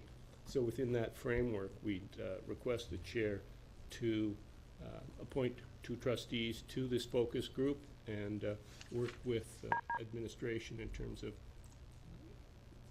coming together with community members and coming back with some recommendations to Strategic Council. Okay. So I've asked Trustee Swan to sit on this committee, and I'm looking for an additional volunteer. So if you'd like to be part of this committee, Trustee McPherson. Given the experience I had with a group in my ward, I'd be glad to sit on this committee if Okay. you're so willing. Anybody else that wants to, just send me an email and I'll select another name or 2. If there's more interest in 2 trustees, that's fine as well. We're looking for a minimum of 2. It's, all right. So if you'd like to be part of it, just let me know and we'll get you set up. Questions, Trustee McCray? One of the challenges that we're having in Almont and Carlton Place is that I'm just wondering, the recreation departments don't seem to know what our protocol is for the schools, and what I'm having is having baseball leagues and the soccer association and various groups not knowing where they should go or who they should go to. And so of course I keep telling them to go to the principal. That's exactly who they're to go to. Yeah, but I'm just saying, I'm wondering if there's any way that we could send something out or, educate our recreation directors, especially in rural areas like Texas and, because there still seems to be some, these are the organizations, these voluntary organizations that are, going to the rec department, and in fact, they should be going to the schools, so I just don't know if there's anything we could put out to educate them on that, this new, format that we're rolling out. Well, certainly, one of the reasons of having it here tonight was to give some profile, and we're gonna lead with that, on our press release, to get some attention, but I think you're probably right. And we also know we have the complication, that, there are numerous sports organizations out there that operate outside of the rec department, so getting to them is sometimes a challenge, but something, yes. Trustee McPherson? Just looking at the rental fees, and I have to commend you that the rental fees appear quite reasonable for the size of the facility that you're getting. I remember using some facilities years ago, and the rates were they were higher than that. Trustee Buckland? Thank you, Mr. Chair. Looking through the part one, I'm thinking of a specific case of issues that negatively affect the users. The issue is price. One group has been using the school for 25 years and now finds that these new limits will prevent any use of the school. So is there not some flexibility that can go beyond requiring whatever it is, the environmental, the water tester, and so on, that requires us to put this extra cost in when we are renting a facility? Superintendent Gales? I think Trustee Buckland brings up an issue that we're not going to try and solve. We'd like to bring this to the focus group and have the focus group address all of these. So if trustees are finding communities that are community groups that are frustrated by this new policy, we'd love to hear about it so that these can be addressed, because we have 23 different families of schools, all with their own different needs and issues, and we'd like to see if we can find a solution to these. Just follow up. I do hope that we do a very extensive look at that, because we have flexible arrangements. One school, for example, the community uses the soccer, and the township takes care of the maintenance. So to impose, a flat fee on that would not fit. So I'm looking forward to flexibility. In some of those areas, Trustee Buckland, and I know this from dealing with them, that there is an expectation that there's a use agreement in place, and there are many areas that have written use agreements. The problem that we've run into is that there are lots of verbal use agreements, and right now, in this case, I'm hoping that they're working with the principal and getting that use agreement written down so that it can be incorporated in. And then once it is, it will be treated like all the other use agreements, correct? You're correct. The key is the principal. Yeah, and we need to, and that's gonna take some time, and that's, I think, a lot of the pain that we're seeing. But the one area, and I don't know whether this is what you're touching on, that seems to be creating an issue are the groups that are not registered as not-for-profit. So it's the people that get together to go for a walk, and they walk around the school 28 times, and they are not organized, and yet now the only way that they can see when they look at the system that they can become that they can continue the relationship without having to pay is to put themselves into a not-for-profit, and that's just not reasonable. Most of them are just going to say, well, we don't have the inclination. So I'm not sure what you've done in order to specifically deal with that use case, because that's very common, and I think creating some issues out in our communities. If I may, Mr. Chairman, you're correct. There are some misunderstandings more than limits that we put in for those kinds of unorganized groups, and the purpose for that is so that we know which groups we need to insure versus which groups have their own, come with their own insurance if they're organized, and they fall in different categories, and it's simply about risk and safety. And so we're trying to work through those, and I think many groups are misunderstanding what we're trying to achieve, and so when we ask a question, they're taking it as a no, I can't be approved to do this activity, and that's really not the issue at all. And so that's why we'd like to continue to find all these issues and get them to the focus group and figure out how to communicate and let people know what we're trying to do. Because we're trying to keep our buildings as much as possible open for community use, and that's the purpose of this whole exercise, is to encourage the communities to get in and be active and use our buildings. So the message really is, before you assume or decide that you're going to stop your activity, contact the school, contact our point person to discuss, to make sure that everybody's applying the rules. That's what your message really is? Correct. Precisely. Trustee McPherson? One of the things that I've run into is when you get a change of administration in the school. My interpretation of a written policy might be quite often different, just enough that the same group comes in to use the facility and all of a sudden they're on the phone to somebody saying, why am I not getting the school? So my hope is, as we develop this process, that there'll be a smooth handoff of pre-existing events. And the thing we have to bear in mind is most of our schools have been around longer than the board has been. And some of these community uses are long-standing historic uses. There's some newer ones coming up, like the walking groups, but a great many of the sports associations have been around for decades. And that's my comment. Through you, Chair? Yep, go ahead.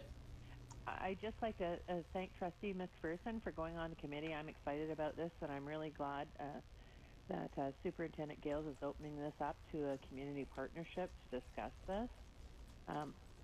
As you know, one of my schools has a walking group, and they collect through the year. Most trustees probably don't know this, and most of them are doing it for health reasons, and then they buy the janitorial staff pizza, and they give scholarships every year, or they have been, to students that are graduating from grade 12. This year they aren't doing it because they're concerned they have to pay the fees. So I think one of the partners in that group is now going to be on this committee. I'm not sure, but I welcome anybody from these communities that use the schools to contact the board, and I think this is a really positive step when we're implementing such a new policy. And one thing I would like to look at as a member of the committee is grandfather clausing, but that will be done at a committee level and not, at a board level, and it'll come to the board eventually with recommendations. But anyway, I look forward to this, and I thank you for opening this up to us to review this policy. Thank you. I think there's a high level of misunderstanding, and I think that one of the things that'll help the issue you're talking about, Trustee McPherson, is the continuity. Is the more that this stuff can get a use agreement, just a simple piece of paper. This person and these people walk around the schools between 7 and 7:30 to, better, so that they have something to fall back on. One of the situations that I became aware of, and nobody knew this until somebody complained because their group got caught up in, is that one of my schools, forget the name of the group, but it's 4-H or something like that, was using part of the outdoor of the school for a recreational road hockey or something.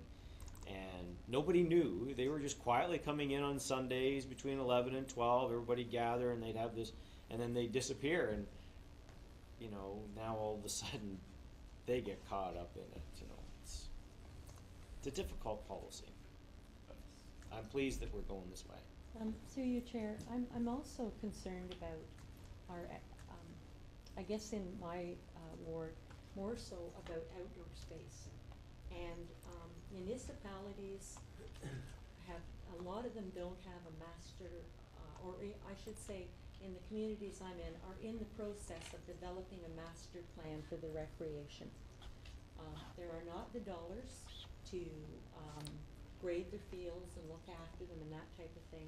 And they're counting on the use of our schools in order to, let's say, maintain a soccer club that's got 800 kids in it, or students in it. I think there has to be a clear expectation as to what we are in a position to offer to them. You know, they're not going to get a top grade soccer field, and I think, you know, Jeremy and I have had these conversations again and again. I don't know how we can work with these municipalities, but we definitely need to be, because in, for example, Mississippi Mills, that's becoming a pretty critical situation as far as the usage of fields. Right. So there has to be, I guess again, what I'm trying to say is there has to be a clear expectation as to what we are financially in a position to offer to the community. Right. Because first and foremost, those fields have to be used for the schools. Right. And for their programs. And, you know, there are several well-run organizations that have, you know, are paying for field use and other areas, and we need some consistency too, so that everybody gets treated fairly. So you don't have, you know, one getting free and the other one's having to pay, and we had that problem too. Trustee McPherson? Just a question through the chair.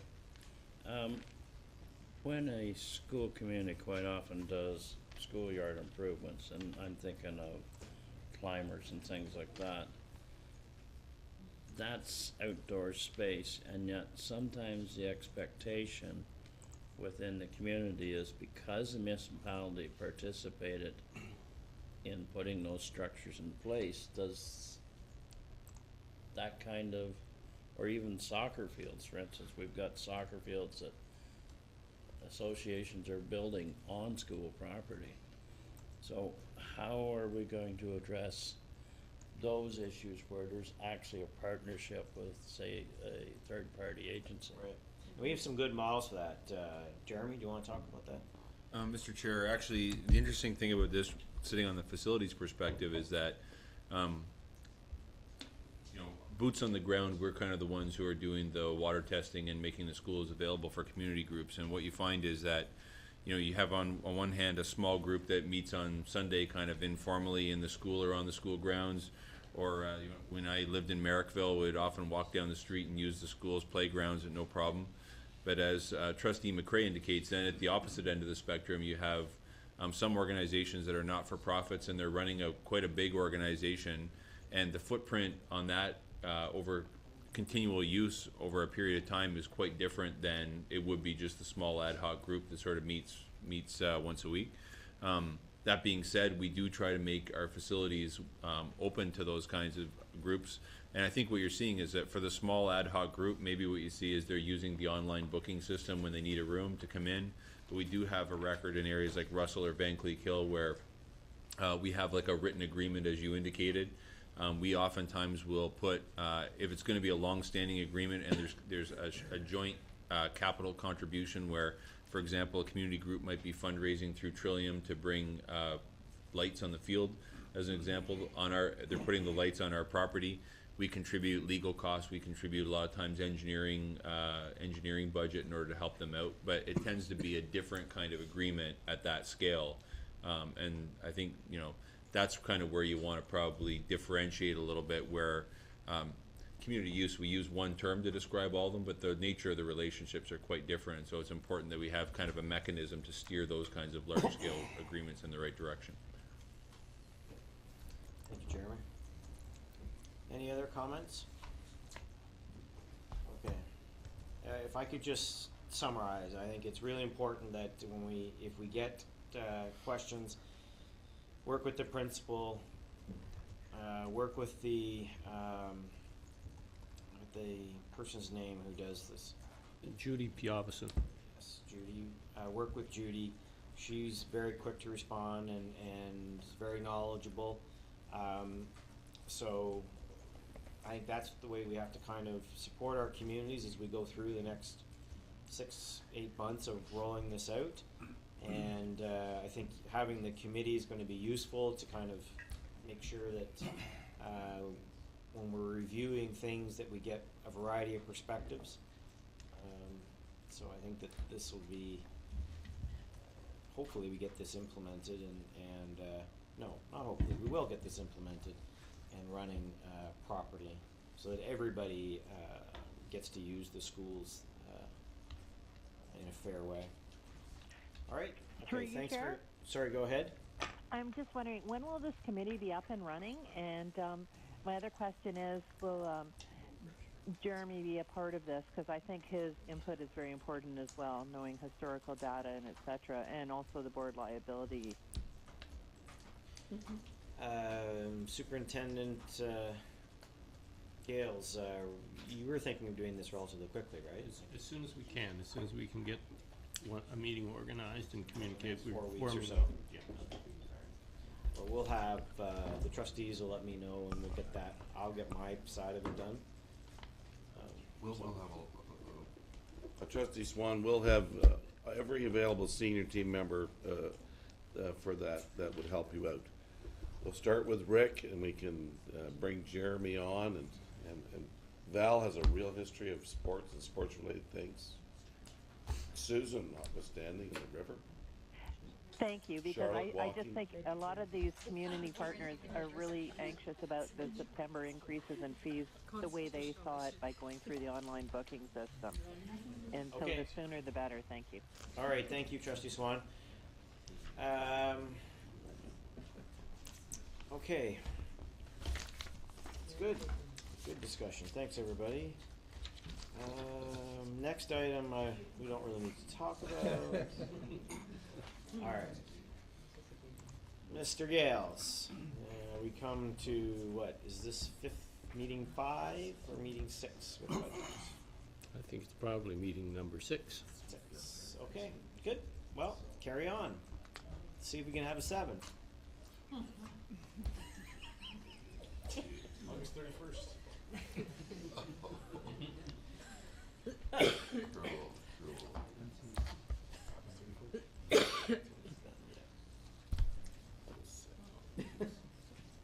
Water here, I don't know if this is from someone else.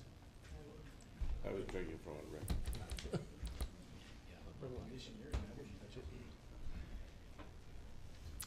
Good evening, everyone. As you're well aware, this year's budget process has been somewhat different than previous years, and Trustee Petersman mentioned that we have had, this is number 6 meeting, and so we've had many more people involved in the process, you know, and so we really need to say thank you to all of the SOs that have participated. The director, the chair himself, all came and made presentations to the committee, and hopefully they were well appreciated by members. Now, I'd also like to express my appreciation to admin staff, Nancy and Michael, who are here. There was also Leanne, Jamie, Joanne, and Carol, who all contributed at various stages to making sure that this process came to a timely completion, hopefully. And while, you know, over the last 6 meetings, trustees received planning details while awaiting for the overall picture. And in your agendas this evening, we've provided a detailed package that provides a summary and makes up all of the various costs in a series of spreadsheets, revenue and costs and explanations. It also provides comparisons to 12-13 versus the 12-14 draft budget or proposed budget. It provides variance analysis. It provides explanations of the changes. And these spreadsheets are similar to previous years, so trustees are familiar with these. Hopefully trustees have had an opportunity to review these and find any questions they might have. The plan before you is compliant and balanced. And that is those are two important issues from the accounting side of the world. It provides for funding to programs that the board has previously approved. So arts funding, continuation of the Library Commons program, full rollout of Ready to Learn or full day kindergarten in every elementary school, essentially 1 year ahead of the funding. The plan allows for system flexibility and to be functional on the very first day of September with sufficient flexibility, if needed, in September to deal with any rebalancing of class sizes that's needed within that first week of school. There are, however, budget requests that await funding until the numbers are more solid in the fall. Once the enrollments are confirmed, then the system will be able, or in a better position, to determine the order of rollout of the additional requests. Not whether they're approved or not approved, but when they can roll out these issues. So with that introduction, then I'd like to take trustees through this initial spreadsheet. This is a summary of the revenue. It's in the document that was sent out to trustees over the weekend. And so what it is, it's a comparison statement, and it deals with operations. And this first slide deals with revenue. And so you can see 2012-13, the original budget was approved by the board, and the proposed budget for 2013-14. And I've highlighted this cell, and you'll see why momentarily, but this is essentially the ministry allocations, grant allocations, not including the technical adjustments. And it's an important number because it's one of the compliance numbers. We have the various levels of revenue that are received by the board, and these are explained in the presentation as well as any changes. So provincial grants other, for example, is for the most part educational program other grants, and the reason for the change is explained in the document is because of additional funding for full day kindergarten, the fourth year of 5 for the rollout of that. In this line we have revenues from other sources, so you have international ed is the reason for the increase here, and all of these numbers are explained in your packages. So, whoops, where are we going here? Okay, sorry.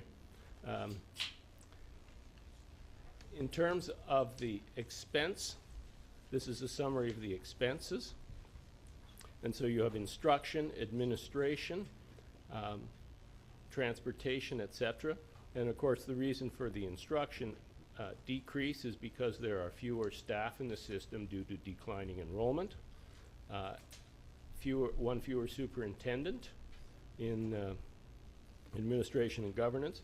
Transportation is simply a formula amount. They're entitled to receive what the grant provides.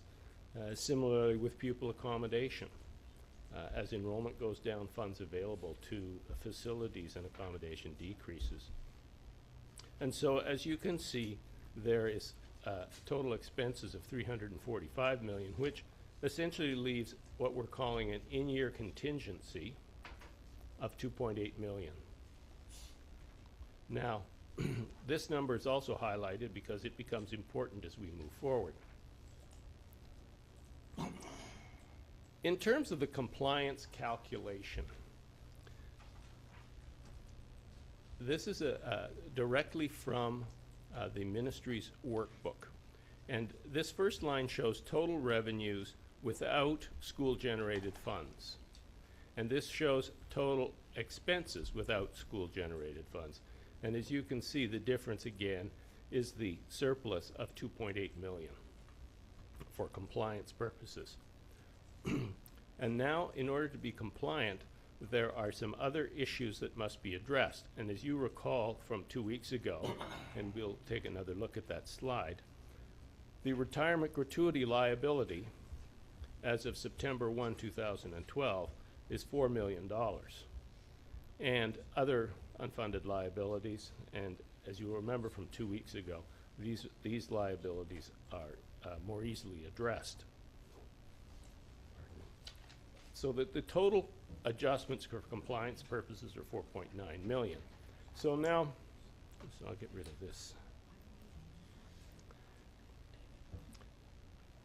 The in-year surplus deficit for compliance purposes is $2.1 million.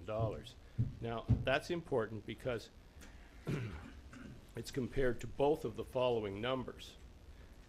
The compliance threshold, 1% of the operating allocation, and you'll remember that I pointed out 2 slides ago, the operating allocation was 299 million, and 1% of that is obviously 2.9 million. And so the deficit is less than that. Additionally, the accumulated surplus for compliance is almost 2 million, and therefore the board is still compliant because it matches both those criteria. So now how does that affect the board from this point on? The accumulated surplus deficit at the bottom, and this is where you, believe it or not, you have to start, is 2.7 million, or 2.8 million rather, and we saw that number twice earlier. And this is the total accumulated surplus available for compliance at the beginning, 7.1 million. And so as you go through, you can see that we've included the liability for retirement gratuities. And as we work through to compliance, we see that, or for the accumulated surplus deficit, we can see that in order to address and remain compliant, we are taking $2,100,000 from unappropriated operating surplus. And so that means that we are still compliant. However, as we go forward into 2014, a year from now, if we were doing the same, when we're doing this same comparison, we'll see that this will become a bit of a challenge. And thus, as you recall, 2 weeks ago, we talked about the retirement gratuity. And this is Leanne's idea of my skiing and hitting into a snow fence. So you'll remember that we talked about having to extend this liability into the future in order to be compliant over a longer period of time, and that this was going to be our challenge over the next period. And as you recall, the board passed a motion, committee passed a motion authorizing the chair to begin to dialogue with the ministry and the minister about the compliance calculation. Based on these slides and on this budget process, there are a number of recommendations in the agenda that we would appreciate the board considering. And get those up, I suppose. Recommendations?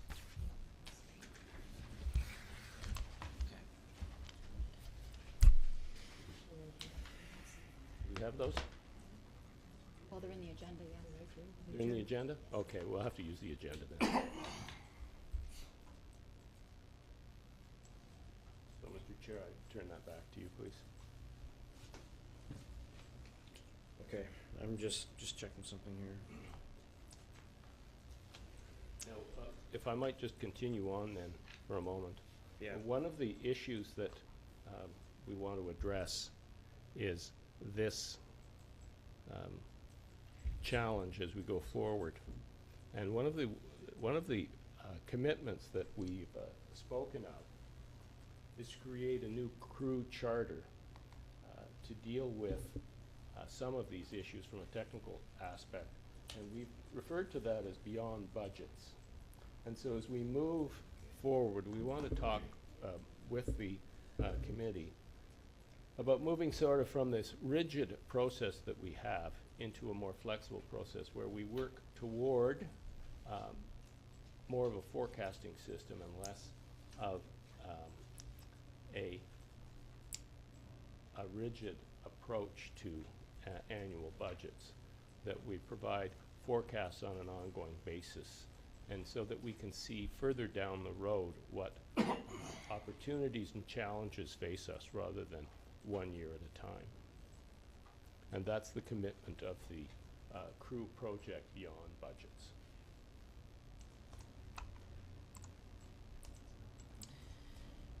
If I could just for clarification, before we start the discussion, the statement, finally there is 2 million, primarily new project budgets requests received by trustees, which await approval should enrollments and other factors make this possible in the fall. So, is it that, are you wanting to make sure that we hit your expected enrollment? Is that one of the triggers? And if that is one, what are the other factors that will affect the release of those $2 million? Well, I think that there's a number of issues that will come to light. The first one, of course, is enrollment in the fall, and hitting the projections that this budget is based upon. That's clearly the first priority. The second part of that is to ensure that those enrollments actually materialize in the same schools that we projected, so that if we have to add staff or readjust classroom size, that flexibility that we've built into the budget would be quickly consumed. So those are the first two issues. Then the question becomes, what is the order of releasing funds to match the proposals that were made by various SOs to the board or to the committee over the last six meetings. And so those will be the challenges as we move forward in determining how to roll them out and when. And one of the things that this board has always done very well is to allow itself flexibility to address these issues in the fall. And it has served the board very well in terms of ensuring that the board had the flexibility to deal with arising issues as it moves forward.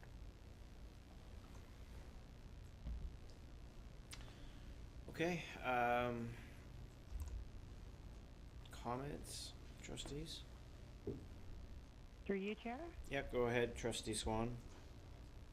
Mr. Gales, do we have any flexibility with the PSAB standards to be in place? Are we totally compliant now, or are we still working towards compliancy there? Because I know rural municipalities are having a very, very challenging situation meeting them as well. I think that there's three issues related to that we went through a couple of weeks ago.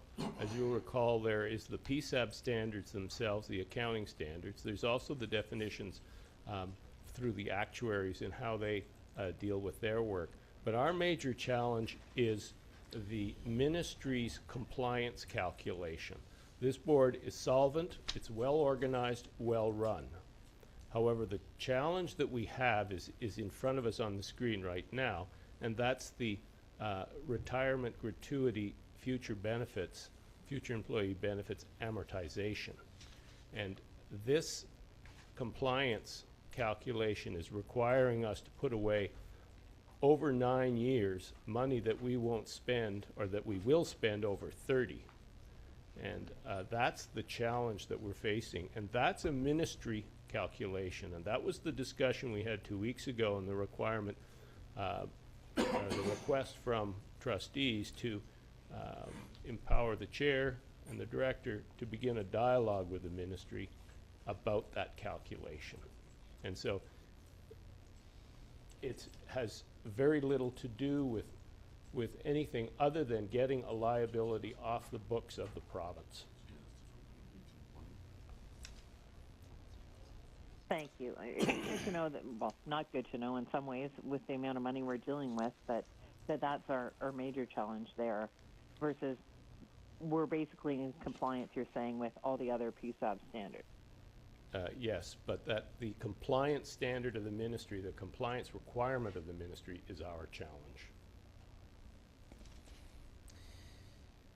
Just for clarification, if I may, PSAB has nothing to do with the budget. PSAB is how we report our financial statements. Is that correct? PSAB is the accounting standards that are set for the province or nonprofit organizations, if you like. Okay. Any other comments, trustees? I think there's. You want to go first? Oh, I was going to talk about that $2 million.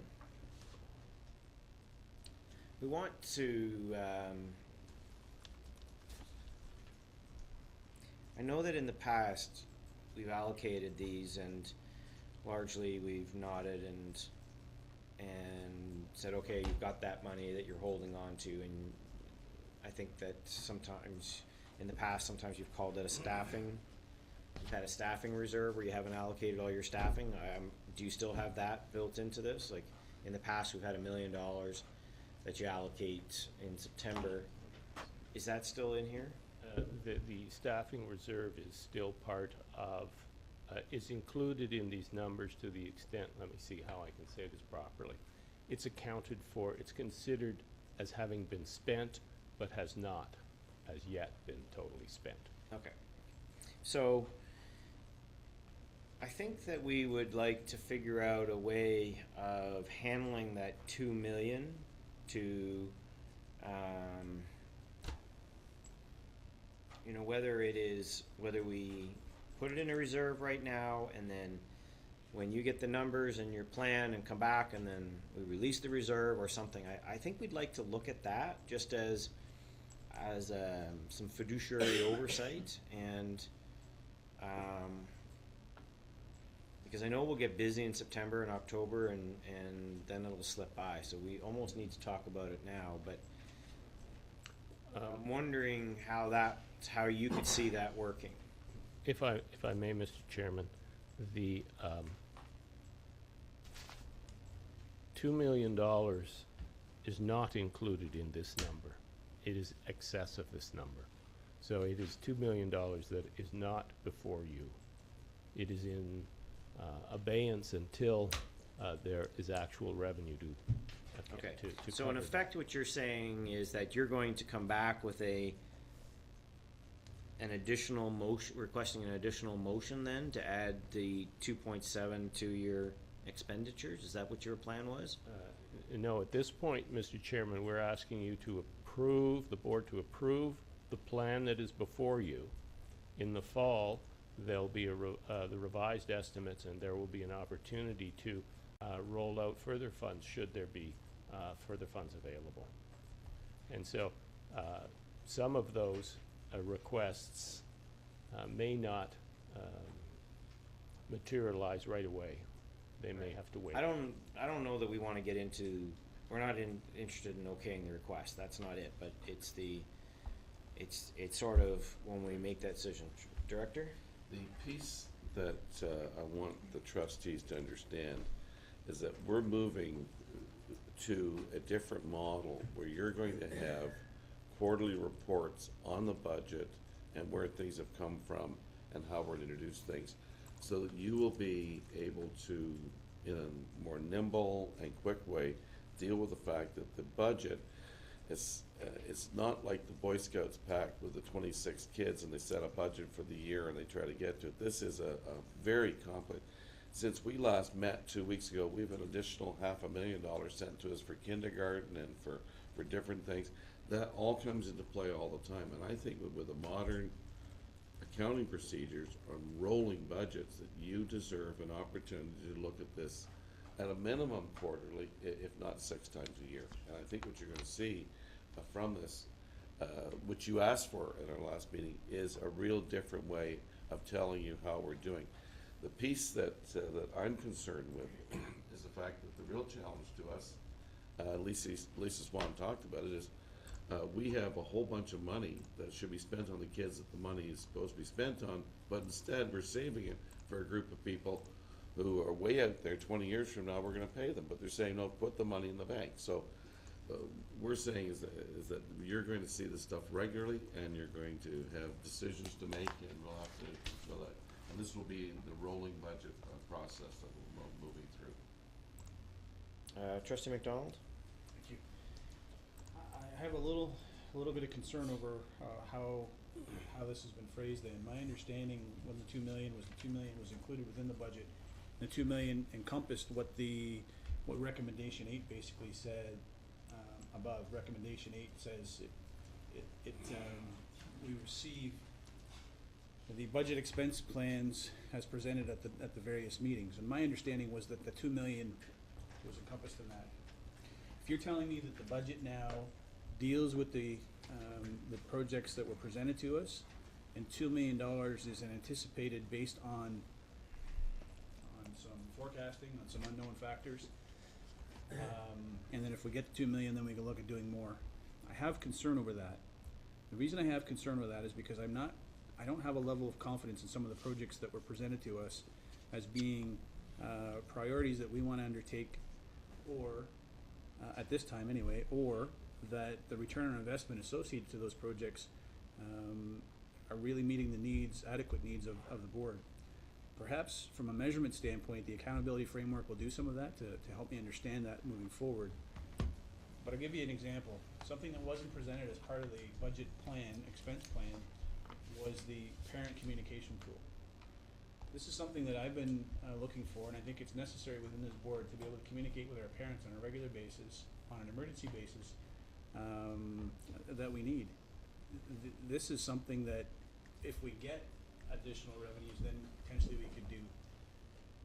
I'm also concerned that there are some reductions in some areas of the budget that I'm going to have a hard time grappling with, because we're not going to be able to have the resources allocated to deal with some of these things. We've basically talked about supporting our own device, your own device, as far as students go. Yet there requires a lot of infrastructure, a lot of resource time to be able to do that. Yet we see the budget being reduced. So I'm struggling.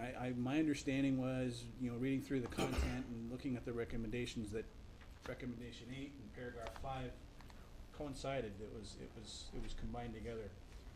If you're telling me that it's not, then I have a hard time dealing with recommendation 8 tonight. I think there needs to be something done to ensure that the projects that we've got there meet the needs and meet the test of what we want to do moving forward. And furthermore, I guess if we built into the budget, this is what really concerns me, quite honestly.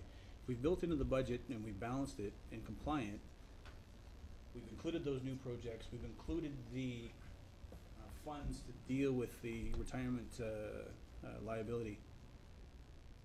What did we impact as a result of dealing with that retirement liability, and what are we impacting as a result of adding these new projects? Because there's a significant amount of money that's being expended into this year's budget that I don't know that we had entirely for last year. Like what coincides to offset the cost associated with the retirement liability, and what offsets the cost for these new projects? I told you I'd be hard on you today, Rick. It's your last one. So. Yeah, I understand your question. I'm not certain that it was, and don't take this as an offense, asked in a way that it's going to make it easy for me to explain. In this budget, there, the $345 million. Includes all of the salaries, benefits, and requirements we need at a minimum for next year. That we have right off the bat in September. It also includes all of the approvals that the board had made previously toward full-time kindergarten in all the schools, 1 year ahead of funding, sustaining the library commons funding, which is not expenditures which are not funded by the ministry, the arts program, which is not funded by the ministry. So it includes all of those amounts that have been previously approved by the board. It does not include $2 million worth of project expenditures, projected expenditures that trustees saw during the 5-6 budget meetings. So at this point, there is $2 million worth of projects that are not included in this budget. There's $700,000 included in this budget for flexibility right up in the fall, plus, and I'd have to turn to Michael to find out what the number is for the extra staffing that's included in the budget. But those amounts are in the budget. So what's not there is $2 million worth of projects. Now, how that goes forward and how that rolls forward will depend on the director and the board in the fall. Trustee McDonald? So there's $2 million of projects, but are those $2 million in projects directly tied to recommendation 8? Recommendation 8 simply says that the board received all of the proposals that were made. And yes, the $2 million is included in those projects.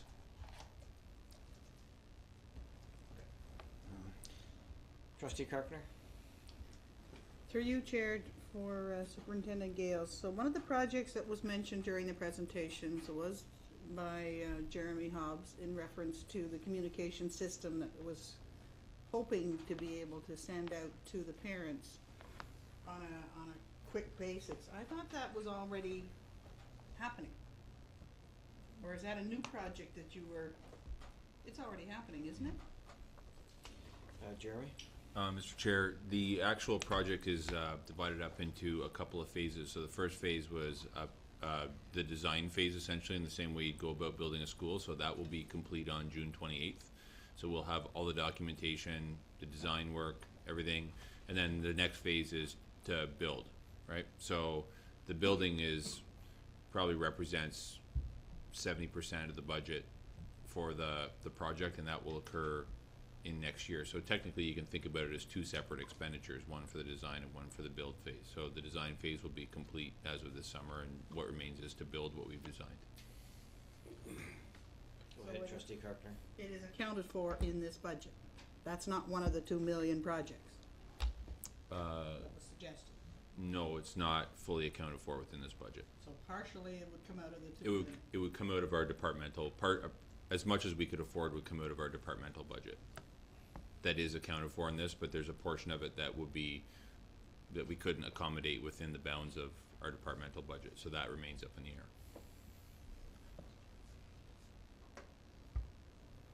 Before I go to another question, I think this is something we're gonna need to figure out. Because, while I don't think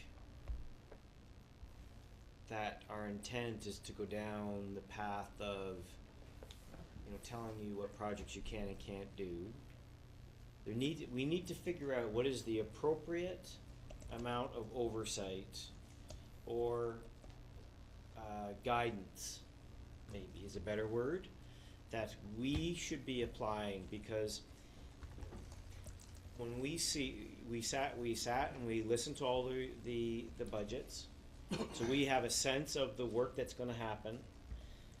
But now we understand that some work is going to have to wait until, and that's reasonable, okay, we get that. But it's now hard for us to look at that and say, and understand what our relationship is to that. So, you know. Let me respond. Yep. First of all, there's nobody playing funny games. This is absolutely transparent. You've heard that we are waiting to see what's been the impact of our capture rate. We think we may have lost 166 kids because of the elementary panel's decision to, and the media coverage of the EDFO job action. If that doesn't come that way and the 166 kids stay with us, that will be, although, what we want to do with the new budgeting process that you're going to get and receive as part of the PSAP process is you're going to be involved in more intimate details of the numbers did come in the right way. Here's where we get started. And then where I think the oversight that will be critical, that you will want to come in here is what's your community telling you? You're saying, well, I'll put two bold ones out there, then they shouldn't be compared because I'm not sure that's the oversight that you're looking for. But let's say, as David's brought up and you've, Carol, said, we need this for safety and security. We think it's really, really important. But the training of the crew staff, the third level training of these new teachers is there. That may come to the point you say, well, here's 400,000 here, here's 400,000 here. Right now, this is your priority, as senior team. This one here, we know how tough it is and we want to go. But when it flows, and then what happens is, just as I'm standing here with you right now, and Rick will tell you, we received now the province calls them, people call them cash bombs. We take them as directives. So they'll say, here's money for your kindergarten program, which happens. But in many, many cases over the last 10 years, we have been ahead of those and already committed staff to it. And so when we get that money, it says, now let's go. We freed up. We can go in this particular direction. And we have been, I would say, extremely good at being ahead of the forecast to see what's coming down. And then when we get this, we've been able to respond in a very quick manner. And what you're going to see in this rolling budgets is you're actually going to see more. In fact, it's going to be, I believe, more accountable, more obvious, and you'll be able to take a look at things and say that's on track. The other thing that you've seen, this is the second time we've prepared, you can see where the crew charters are with our reports that you'll get those quarterly as well, saying this one's on track, this one's on hold, because as a senior team, we've come to the conclusion this is really critical that someone wanted this in HR, but right now you've told us the safety and the bullying issue is number one, so that's where we're on hold. That's where we'll be operating, and it'll be a very transparent thing. And we've got this what could surprise us list. These are the things that we're saying from our crystal ball. These are things that might jump up, and so what we're looking at as Rick pushes his last budget through is that we'll be doing a very different way of budgeting, and it's going to be a model that goes, you're going to see this more often and more regularly. And I think you're asking the question. I think we're in for a time of difficult budgets. I think we're going to be in for a time, just the cliff that was created there, I don't think that was fair. And why I'll give an example of why I think that's a critical issue for this board. You have a whole year long, you have nutritionally appropriate hot dog sales and pizza sales at your school to take a group of kids on a Quebec trip. And then you say, sorry, we're not taking on the Quebec trip. The group in 2020 is going, you're not, but thank you for raising the funds. This money has come through a head count for our kids now, and an accountant well, I'll be careful, an accountant meaning well has said this is what you're going to do, but doesn't understand we're taking money away from the kids who generate that funds right now. And so to me, politically it's interesting, I'm not sure, I couldn't quite hear what Trustee Swan had said. If you were to turn to us and say we don't want you to be compliant, this is inappropriate, and I'm not saying you guys have to pick that we should ignore the cliff and spend appropriately on the head count of the money that was delivered for these kids, not looking at this accounting form. I think those are interesting debates, but you guys are going to get this, the trustees are going to get quarterly, if not more, to see where it goes. I think we're in for 3 or 4 years of some very difficult budgets. So just because I think that this is underlying the questions, so how will the reporting of this 2 million roll out? So just so that we, I think that it would be a mistake for you to see our interest in it to be that, well, you're gonna bring us a list and we're gonna vote items up and down. That's not what we wanna see. But in the past, I think there was another year where we had an amount, and I think what you did is you brought in a list of like you had them prioritized and said that they would be funded in this, and we said, hey, that's great, that meets the expectations of the board, and go forward. So are you thinking of that kind of model in this case? Well, actually, we'd like to go further. We'd like to put it up there, not in necessarily a way that says, here's our first, second, third, and fourth, no, you change it. What we'd like to do is, I'll tell you, the senior team around the table, they listen to you guys. They listen to what you're saying. They listen to what your priorities are. There's not a person down there who hasn't heard. Yeah, no, I And I think what you hear is that we're gonna pay close attention to what's going on, and we're gonna give this to you, and you say, well, this is a rocket, deal with this one. This one has to be at the top of the list, and we all agree and move forward. I think it's a very transparent. Okay, so what, just so that I get it, so at some point in the fall, there's gonna be a report on this 2 million. We made 90% of it, so we actually have 1.8 million, and so these are the projects that are gonna be funded. And not to sort of have a conversation with the table, but through you, Chair. The other piece that's gonna be more transparent is you're gonna hear about the money bombs. We picked up $440,000 for early childhood education. We'd already committed to the same project. This is what we can do now. This level of transparency can both help us around this table, and when you're this transparent, it also sends messages to the province of what you're doing as well. And I think that's where we're gonna have to show discretion and think about how we do things as we go through. Trustee McPherson? Almost lost my train of thought. $2 million, Bill. I cringe a wee bit when I hear the word minimum, when they start talking about classroom experience and our expenditures. And I believe that as trustees, we should not micromanage. But this surplus that we're talking about, or anticipated surplus, it could end up being a deficit if enough kids walk on us. I believe one of the measures by how we judge it should be how it enhances the classroom experience. Personally, I would not want to see it used for something that has little to no impact on the educational journey for our students. And I do have some second thoughts about us starting to being one of many boards in Ontario that's going to start accumulating surpluses.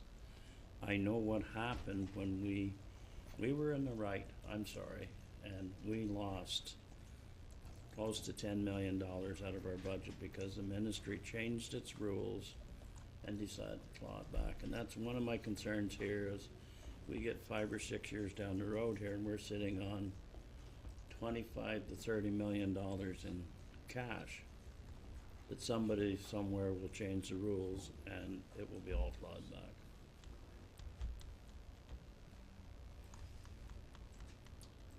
Trustee Buckland? Thank you, Mr. Chairman.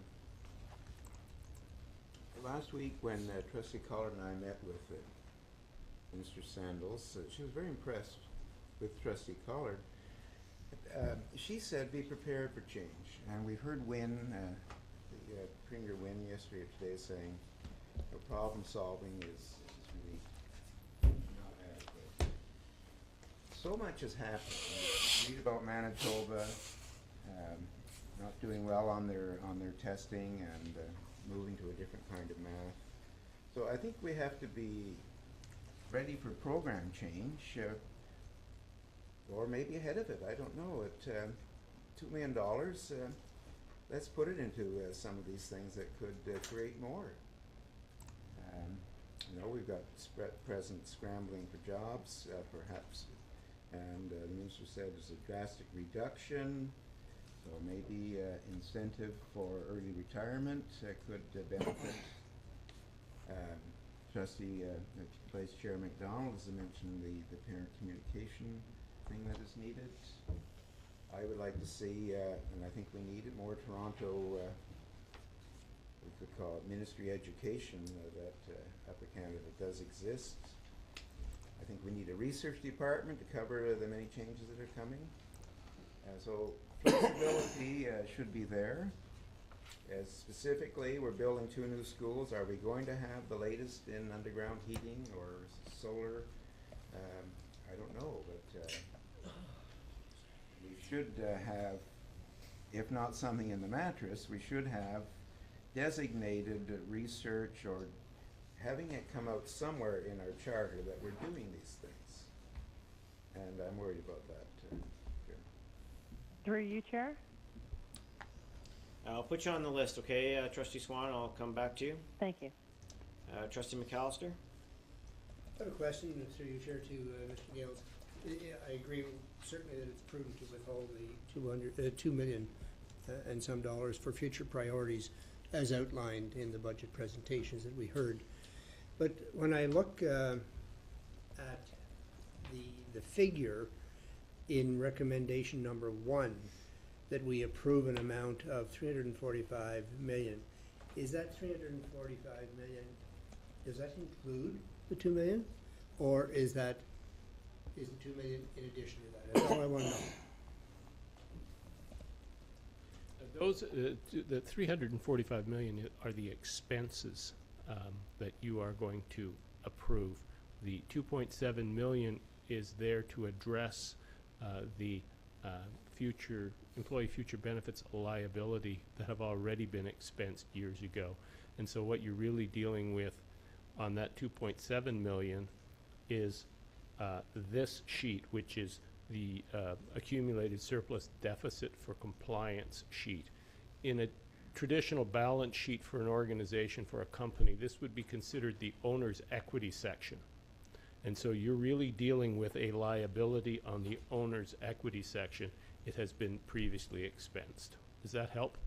I think so. Supplementary, if I could. So does that include, so are we approving 345 plus 2.7? No, you're approving No. I know we have 345 in expenses, but we have 2.7 in potential expenses, depending on how we choose to spend it. No, the 2.7 million is to address a liability that has already been expensed. So the 2 million Okay. that he's talking about holding until he sees the whites of their eyes is in the 345 million total. No, it is not. Okay, well then, I'm confused. You're not approving the 2 million, which is not in, it's in abeyance until we see the whites of their eyes, using your terminology, please. So where is that money then? It's just. It's sitting on a spreadsheet. Is not included in the plan before you. It would have to be added. So as future revenue is sent to the board by the ministry, that allows the board to add additional expenses to its plan. Trustee Swan? Well, that was related to my question, and basically the way I was looking at it is the 2.7 is a deficit at this point in time until we receive money. Is that not correct?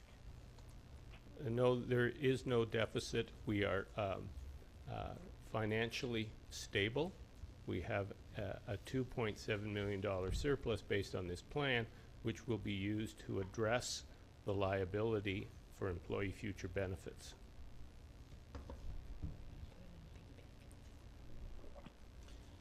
Can you explain that a little bit more for me without an accounting background? Well, we went through this actually in somewhat detail, but let's see if I can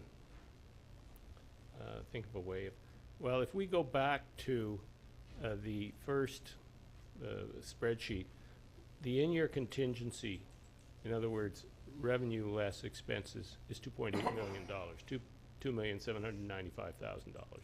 So that's the 2.8 million. That money, if you like, then is added to the in-year increase or decrease in the board surplus funds. However, there is an offsetting $4 million for employee future benefits on this spreadsheet that has to be addressed. So if I might help here, so the 4 million is this year's contribution to the program that you showed us, the actual accumulation of the retirement gratuity reserve, Yes, correct? this piece, yeah. Okay, so you have that number is 4 million.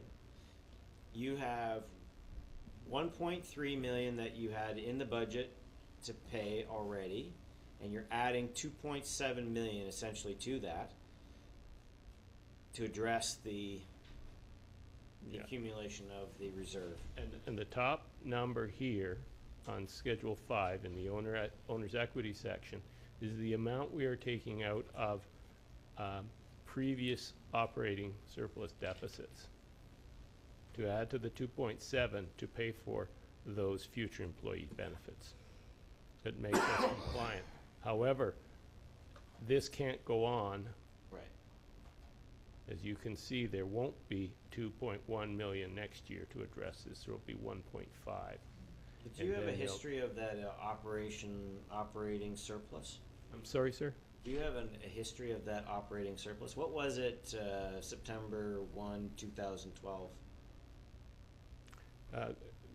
Before I ask Michael or Nancy to answer that, please note that this is an estimate of what it's going to be at September 2013, and I think that's the number we're using in our revised estimates, and I'm not sure of the previous amount. If we don't have it, don't guess.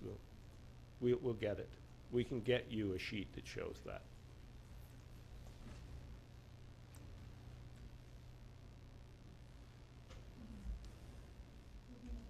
Okay, we'll bring that number to you. Trustee McAllister? I think we have to proceed with the recommendations and pass them.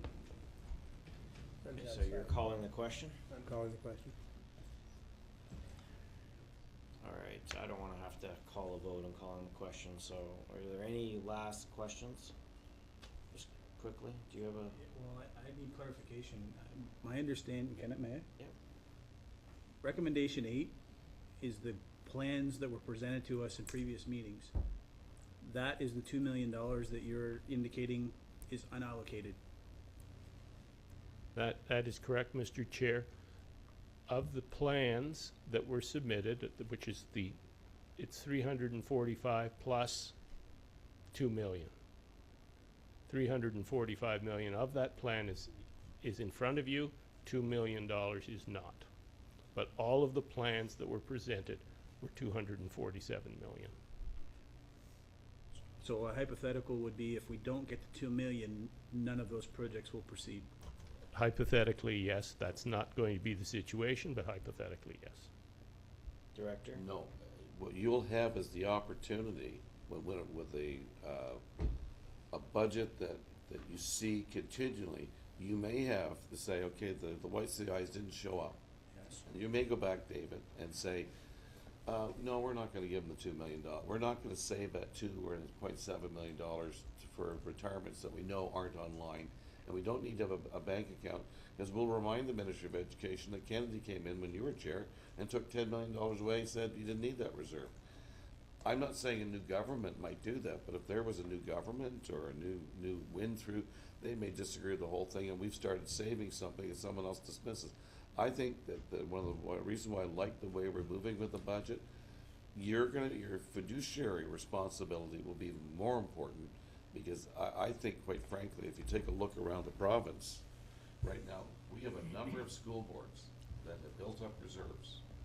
We learned an invaluable lesson that you build up a reserve, a big reserve, and it's out there and it could be available. And David, you were there. Was it 60 million, if I remember, Peel lost, 20 million for Waterloo, 10 for us, and it's precarious. And so you may come back and say, no, we think those 6 or 7 projects that we like and that were very important to our kids right now, we don't want you to save that $2 million. We want you to spend it. And that's the type of thing you're going to have the ability to do.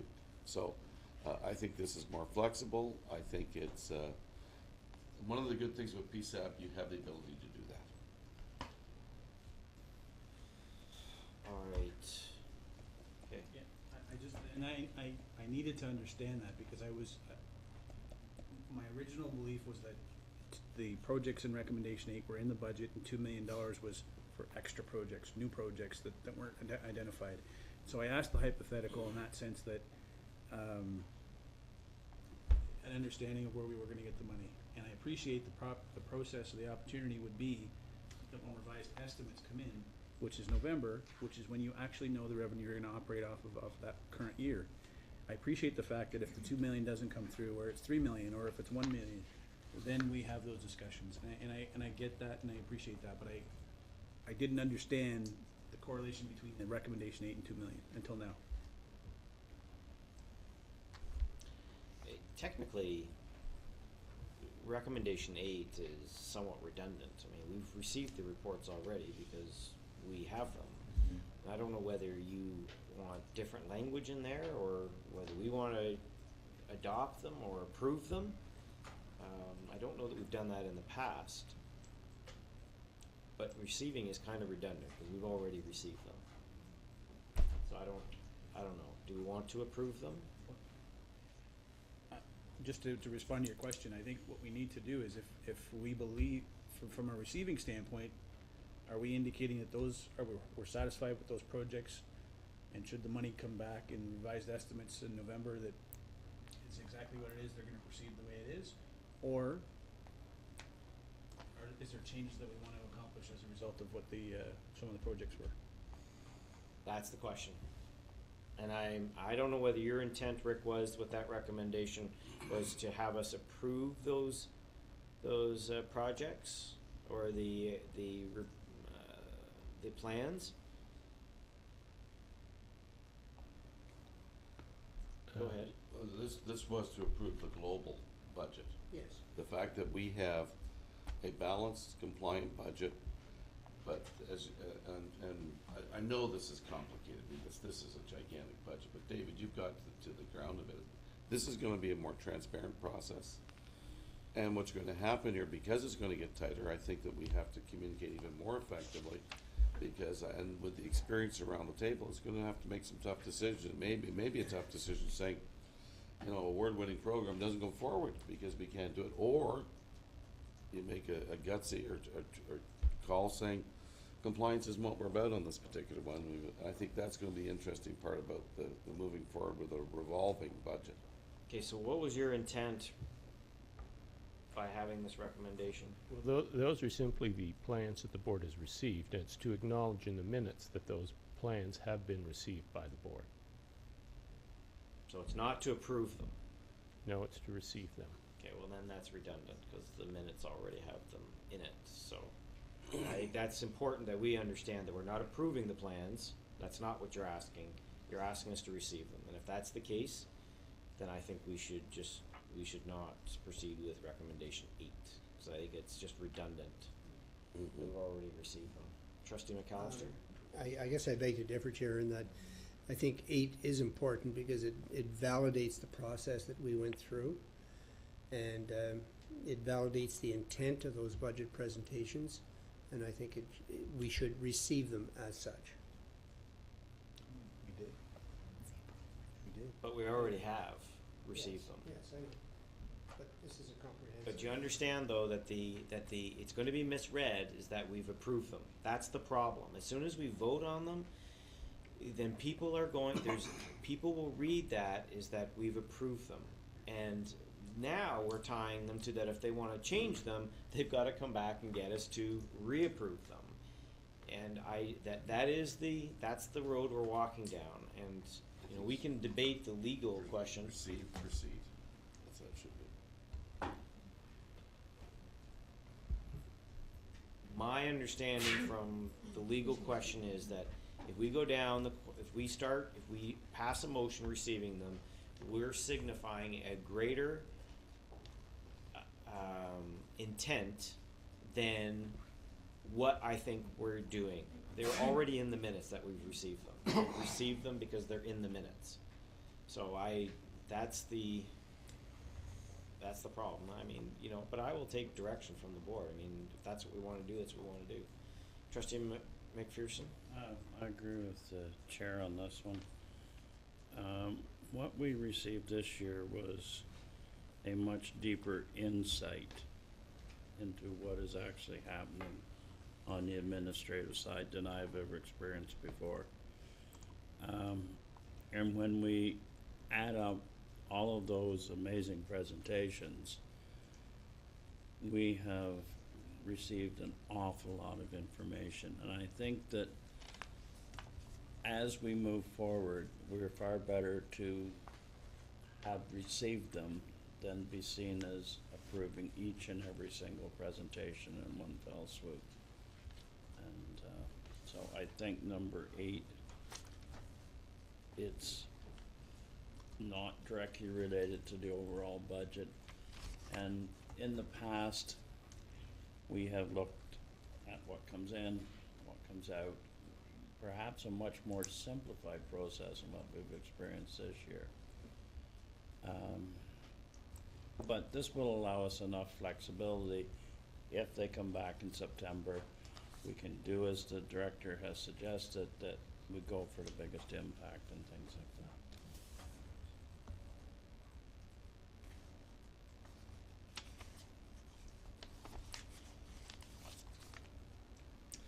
Well, here's what I'd like to do, because I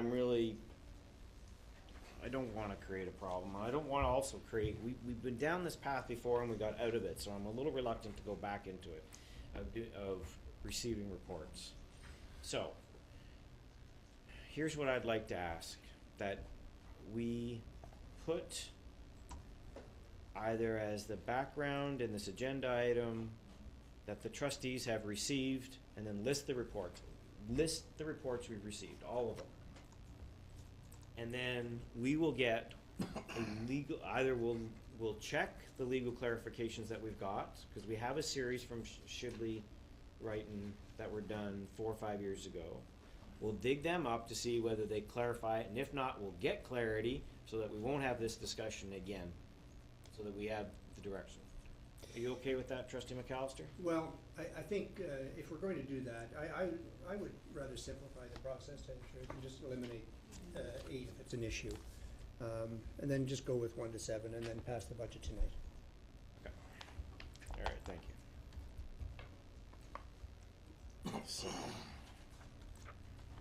all right. So, if there are no objections, I'm gonna proceed with the motions.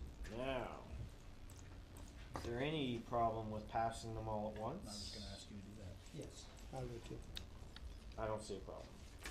I think they're all germane, so.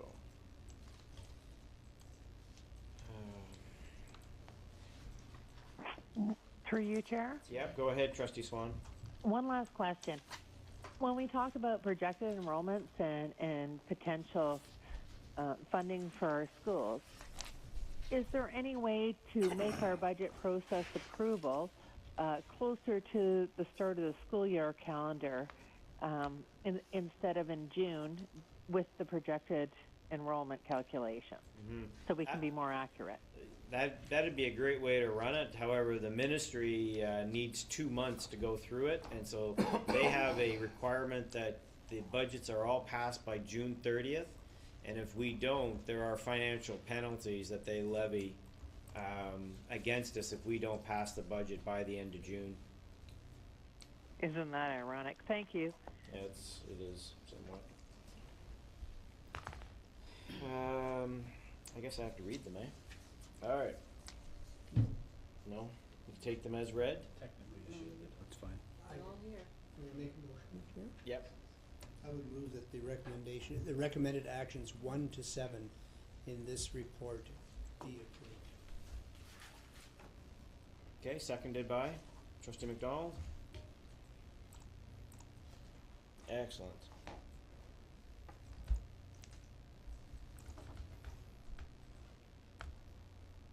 Go ahead and cast your votes.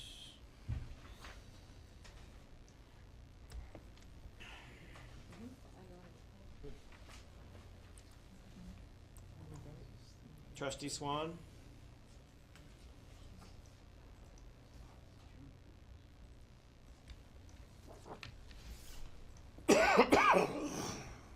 Trustee Swan, how would you like to vote?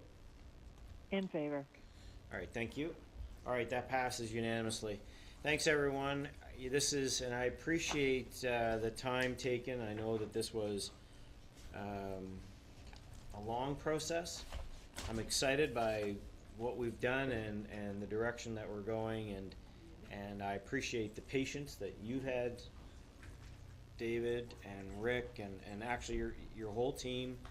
I appreciate the patience in dealing with this, where we know that we're taking this a new direction, and I think it's starting to work, and I hope that it instills confidence in our communities.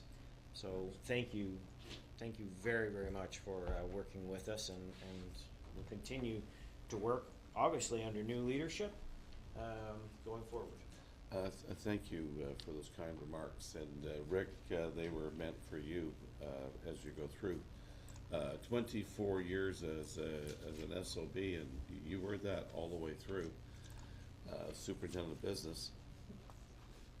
Rick, thank you for being available like you were tonight. That when the hard questions are there, that you're thoughtful and you listen and you make eye contact with the people who are asking the questions. Chair Peterson, I believe this was one of the best budget processes I've been through in 10 years as a CEO. I think you have forced the senior team to be articulate. You have not come down to manage our offices, but you've come down to say how well we're doing. And I do believe, quite frankly, after last Sunday, a couple Sundays ago, I think the framework is going to become a very important part of saying, are we getting at the things you have asked us to get at in reference to your communities that are talking to you? And I think that as long as we continue to move and not be defensive, to recognize that it's oversight that's done in a way that is focused on students is marvelous. And what I thought was interesting was that we went through this, the trustees kept this all focused on kids. How does this impact on the classroom? And I would like to think that other boards are doing this, that they recognize that getting in there and deciding on, is it 3-ply or 2-ply or whatever is important. And you kept this focused on how, even at the very end here, how does this impact on kids? And I think you should be commended, and I'm very, very proud to work with you because this has been a good budget. And I think what's happened now is you're going to see it more often, and I think you're going to find there's going to be some tough questions coming up, and you'll have to be ready for them on our side of the table. But we have to be as ready to share with you the good news and the bad news, as Rick has always done, respectfully. So thank you. All right, thank you. Thank you, Rick. Okay, I need a motion to extend. Let me just see, figure out how long we need. Pardon me? Are you going out of committee the whole first and then extend it? Or are you extending first? Well, technically I need to do it now. It is 10 o'clock. So we have report from public session. That's to approve the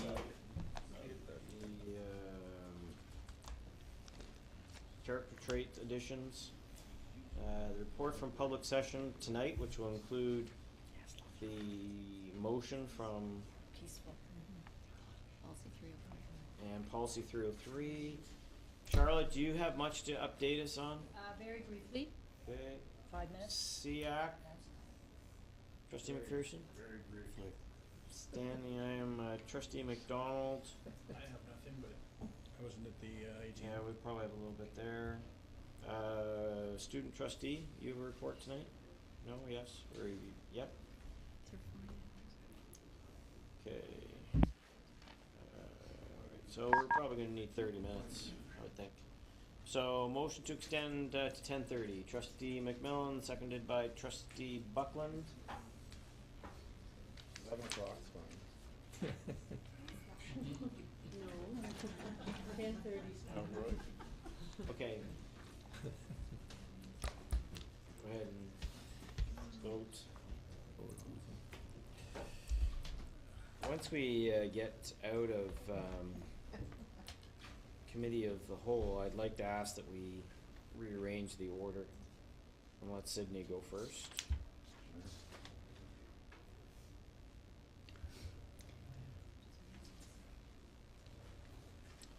Trustee Swan?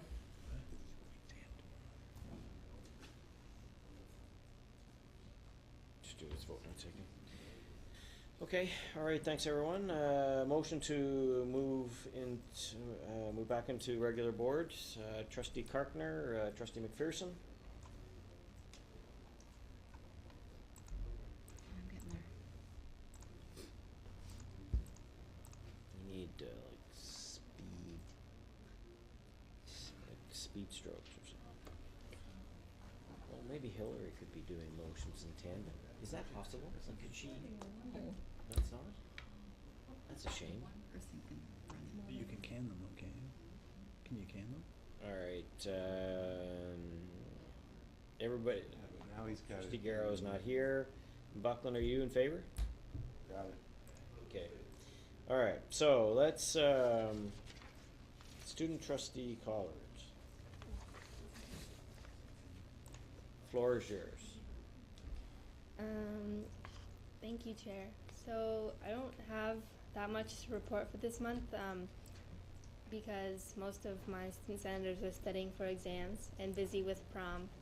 I did, however, want to thank all the Upper Canada District School Board staff for all the work they've done helping organize and keeping students safe during their prom celebrations, as well as all the parent committees who have really helped, especially during the prom after parties, keeping their students safe and everything perfect. I also, there's something I noticed, I just wanted to put it out there. I've noticed an increased interest in the wood shop and auto classes. I just thought that was very interesting. On a personal note, this is my last board meeting, and I remember my first board meeting sitting over there where student trustee protege Bree Fraser is sitting, and listening to Jacob present his final report. I remember being really nervous and very unsure if I would be able to fill this seat. I don't know that many people have heard me speak before at the Student Senate meetings and know how much this position has meant to me. The past few years I've had a lot of issues with mental health illnesses and different aspects like that in my life, and this position has really helped me overcome a lot of things and find out who I am. And I really want to thank everyone at this board table for helping me and being there for me, and especially helping me grow personally. I also really wanted to thank Bree Fraser for hanging out with me and listening to me when I was stressed and coming to Ostaco's BCCs. I wish her all the best next year. And I know Tyler Harbers will do an excellent job. I'm really looking forward to listening to his first meeting online and seeing how he does. I will be promoting the student trustee position in the future. I've made contacts with the Alberta Teachers Association, trying to work some Upper Canada District School Board magic out in Calgary next year. This position has honestly been the highlight of my life, and it's helped me see a lot more of myself. I'm really proud to say that I am and always be part of the Upper Canada District School Board. Don't forget about me. I'll be back next year.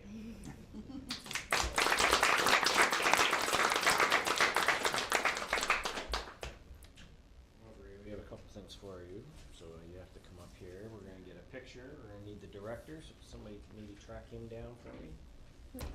Free. Sydney, sorry. So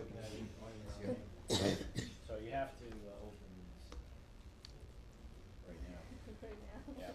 And here's a card too. We used to hand out a check, but modern age, it's all direct deposited. No fun in that.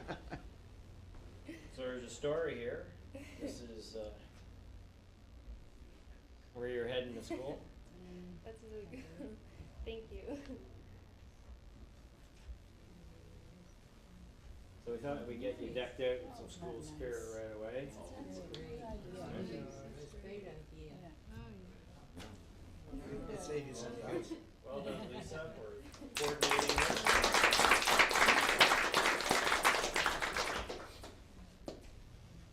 Now you get to have it taken daily. I hope there wasn't a six-pack of Moses. That was time with It's not that, Calgary. it wasn't for you.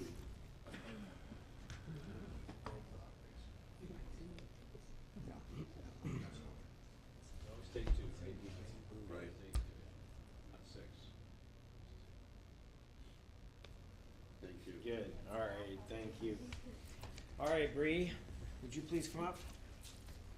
I am actually calling the right name now.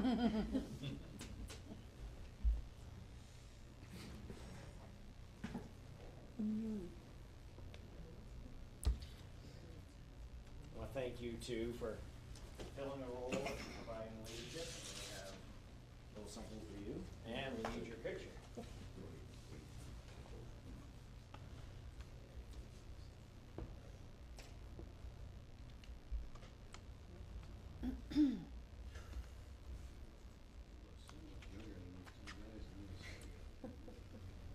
One could be your dad, and the other one could be your grandfather, right? That's really correct. I would never kill you.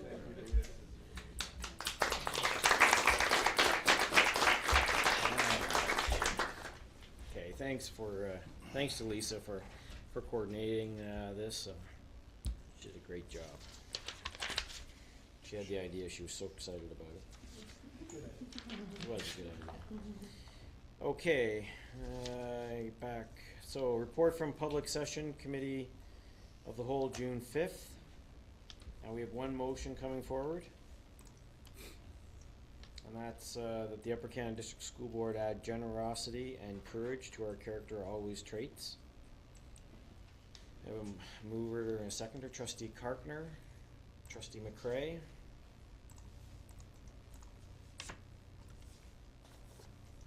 Any comments or questions? Too late. Too late. Good move. Okay, Trustee Swan? Okay, vote not taken. Okay, that passes. Thanks, everyone. Report from Public Session Committee of the Whole. We have two items.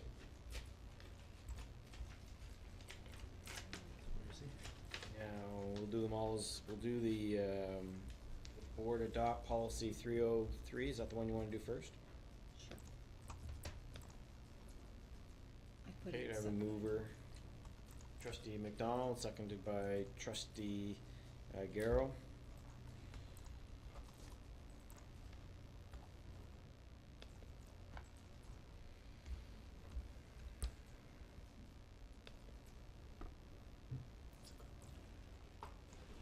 Locked up. Oh, there it goes. Okay, that passes again unanimously. Lisa not voting.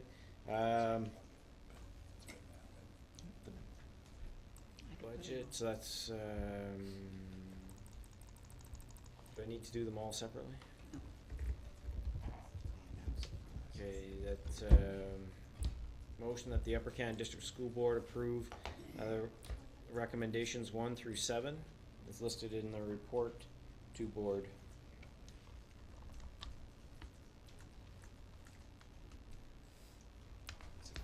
Is there a report in this one? Recommended action. What is the report attached to this? Can you see that? I just want to make sure. It's not in the report, it's in the options themselves. All right. So I'm not sure I almost think we have to do them. We have to read them out, don't you, David? I think so.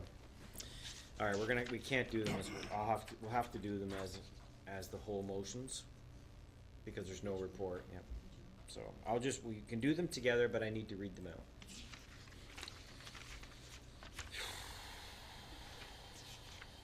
Okay, here we go.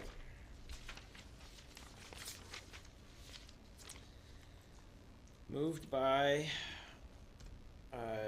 Trustee McAllister, seconded by Trustee McDonald, that the Upper Canada District School Board approve the 2013-14 annual projected operating expenses in the amount of $345,119,287 and capital of $28,729,025 plus all additional amounts subsequently allocated by the ministry.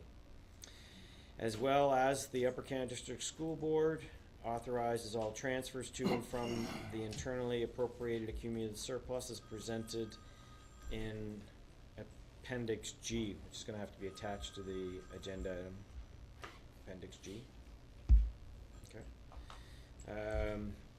That the Upper Canada District School Board authorize administration to borrow funds as stipulated in Board Policy 325 and consistent with board banking contract for cash flow purposes and to support the operational capital needs of the board for 2013-14, and that the Upper Canada District School Board authorize a credit facility with its bank, RBC Royal Bank, of $1.3 million for short-term borrowing needs related to the remaining construction project work at North Grenville District High School until such time as the Ministry of Education funding is received, and that the Upper Canada District School Board authorize the credit facility with its bank, RBC Royal Bank, of $7 million for short-term borrowing needs related to the construction of new Kemptville Public School until such time as the Ministry of Education funding is received, and that the Upper Canada District School Board authorize a credit facility with its bank, RBC Royal Bank, of $7.5 million for short-term borrowing needs related to the construction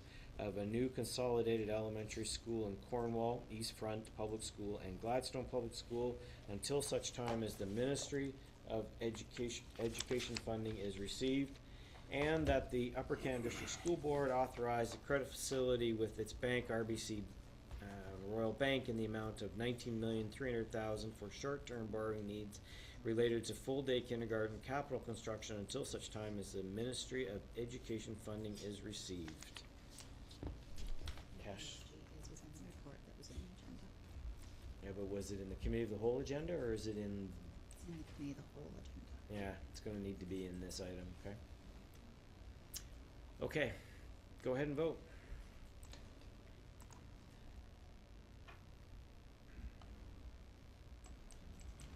Reread number 2. Yep. But I need to reread them all. Okay. All right, that's, you're in favor? Yep. Trustee McAllister, Trustee McCray. Trustee Swan, are you voting? Are you still online with us?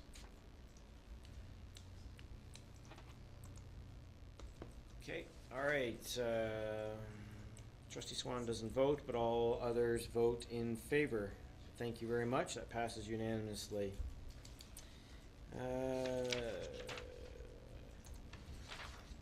Superintendent Patterson. Yes, thank you. Well, Mr. Chair, as you know, OSSTF MOU required that we conduct local bargaining with the various units in OSSTF. And we have concluded the a period of local bargaining with the teachers bargaining unit, with the OTs, the occasional teachers, and also with PSSP, our professional services workers. In so doing, we've made some very minor housekeeping changes, some clarification, some wording improvements in the contracts. Due to inactivity in your conference, this call will be terminated. But I can tell you that on the local front, nothing substantive in that regard. The MOUs have been appended to each of the collective agreements for those 3 bargaining units, as have the letters of understanding which we arrived at through the local bargaining. With regard to CUPE, we have had our MOU with CUPE. Well, it's not our MOU, it's actually the MOU between the government and CUPE, but we are in receipt of that MOU, and we will also append that to their collective agreement. There's no requirement for CUPE to bargain locally, and essentially the CUPE MOU aligns with the OSSTF support staff MOU, which it would not be surprising. Lastly, on June 12th, we received the MOU that was arrived at with ETFO and the provincial government, and you may be aware that that includes a 2% salary increase for ETFO members beginning September the 1st, 2014. So at the conclusion of the Memorandum of Understanding, it requires ratification provincially, which I'm sure they will do by June the 23rd. There is a commitment to conduct on the provincial level a workload study and also establish a provincial task force related to health and safety. And there is a period of local bargaining again that is required to be concluded by August the 29th. So we will be proceeding in that fashion over the next few days, or into the summer. Just if I can give you a quick update regarding hiring practices, there have been some minor changes to the hiring practices regulation. Regulation 274 has provided us with some clarity, but no significant changes to that regulation. So we are now at a point where we're going to proceed to establish our long-term occasional roster, which is basically a process that we draw from our longer occasional list to create a long-term roster, and we will be doing that with the help of our principals and HR staff at the end of June and into early July to create a roster from which we will draw both long-term, occasional, and permanent positions from. I think that that's really all I need to say.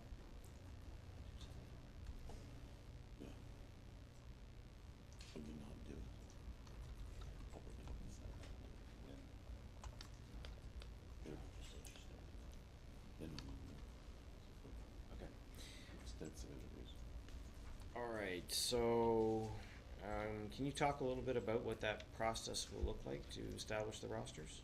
Sure. The starting point was the ordering by seniority of our occasional teacher list. So on the elementary side, we have approximately 650 occasional teachers in the board. And in the secondary side, we have some 200 to 250 occasional teachers. Historically, they have never been ranked according to seniority, so that was the starting point. That was done a month or so ago. The second part is transitioning from taking from that occasional roster, drawing interested candidates from that roster to create a long-term occasional pool of candidates. In order to be eligible for that pool, first of all, you obviously have to be interested in long-term occasional assignments. You have to have been on the board occasional teacher list for 10 months, so this past year. You have to have taught 20 days in the past 5 years. That's one of the changes that was made to the hiring practices regulation. It was 20 days in the past year, and I guess it was determined that that was somewhat onerous, and so it's been extended to you have to have taught 20 days in the past 5 years. And of course, for a permanent contract, you need to have demonstrated at least 4 months successful LTO, long-term occasional teaching. So those are the criteria, and then there is an interview process for the candidates, and those interviews will be held throughout the system because, quite frankly, we probably on the elementary side would need approximately 200 to 250 people on the list at minimum. So we'll be working through that over time. Interviews will be conducted by principals with some support from HR staff and also some support from some of our retired principals. So that anybody that's going to end up on the LTO list is going to have to go through an interview.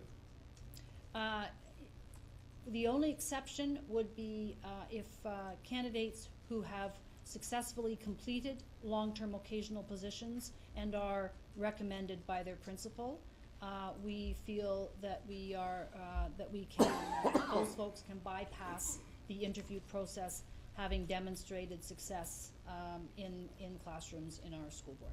Okay. Any other questions?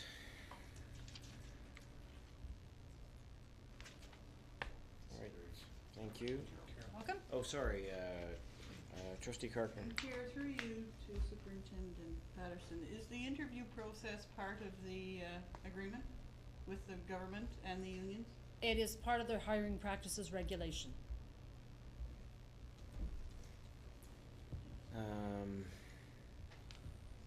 Okay.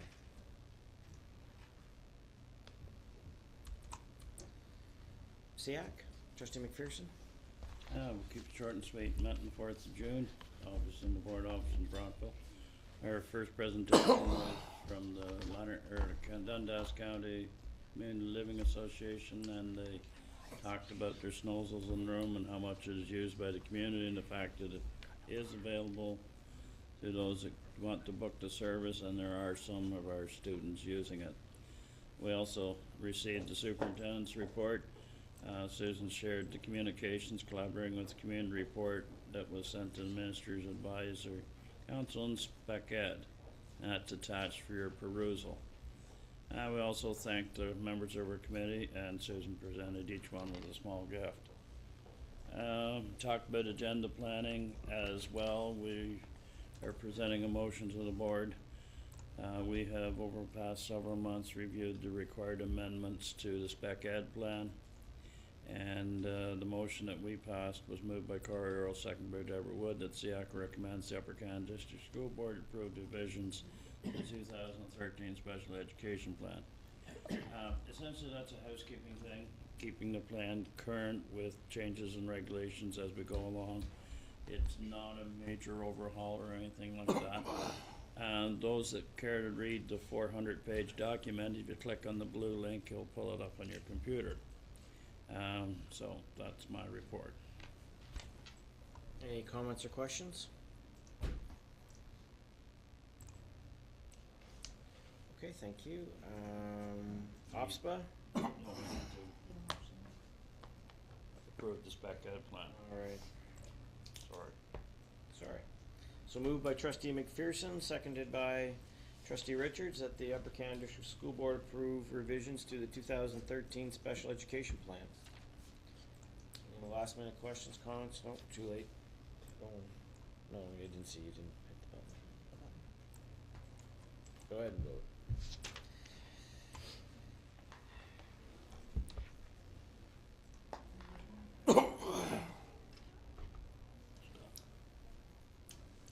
Okay, that passes unanimously. Thank you very much, everyone. Thank you, trustee McPherson, for your report. Thanks everybody else for their who attended the meetings. Thank you. The Ontario Public School Board report. I'll quickly start it off. Locally, we had trustee McDonald be elected as the, what's the official title? The vice to the vice? He's considered a regional chair, so I'm He's vice to the regional chair, which is significant job, so well done, trustee McDonald. We had re-elected to policy trustee McAllister, who survived the election. These are elections, like these are big elections. There were 4 or 5 people running for 2 positions. And trustee Karkner also was successfully re-elected to the program committee. So congratulations, our very significant presence at OPSPA continues. Our motion that John brought to our table was passed with regards to making OPSPA the negotiator for the province, for the public school boards. Our second motion to establish a group to ask OPSPA to facilitate chairs meetings was defeated. So that will not be going forward. That's not a surprise really to any of us here. We had a very successful AGM. The minister was there, and I think the most charitable way of characterizing her address was that it was educational, but it was really very condescending. That, I think, is a fairly accurate interpretation. Any of the other people that attended want to add anything? Trustee McAllister, Trustee Garrow, you're continuing to be sitting as on the First Nations Committee? I was Trust- pleased that we had 28 directors there. I've been after directors to go every single year.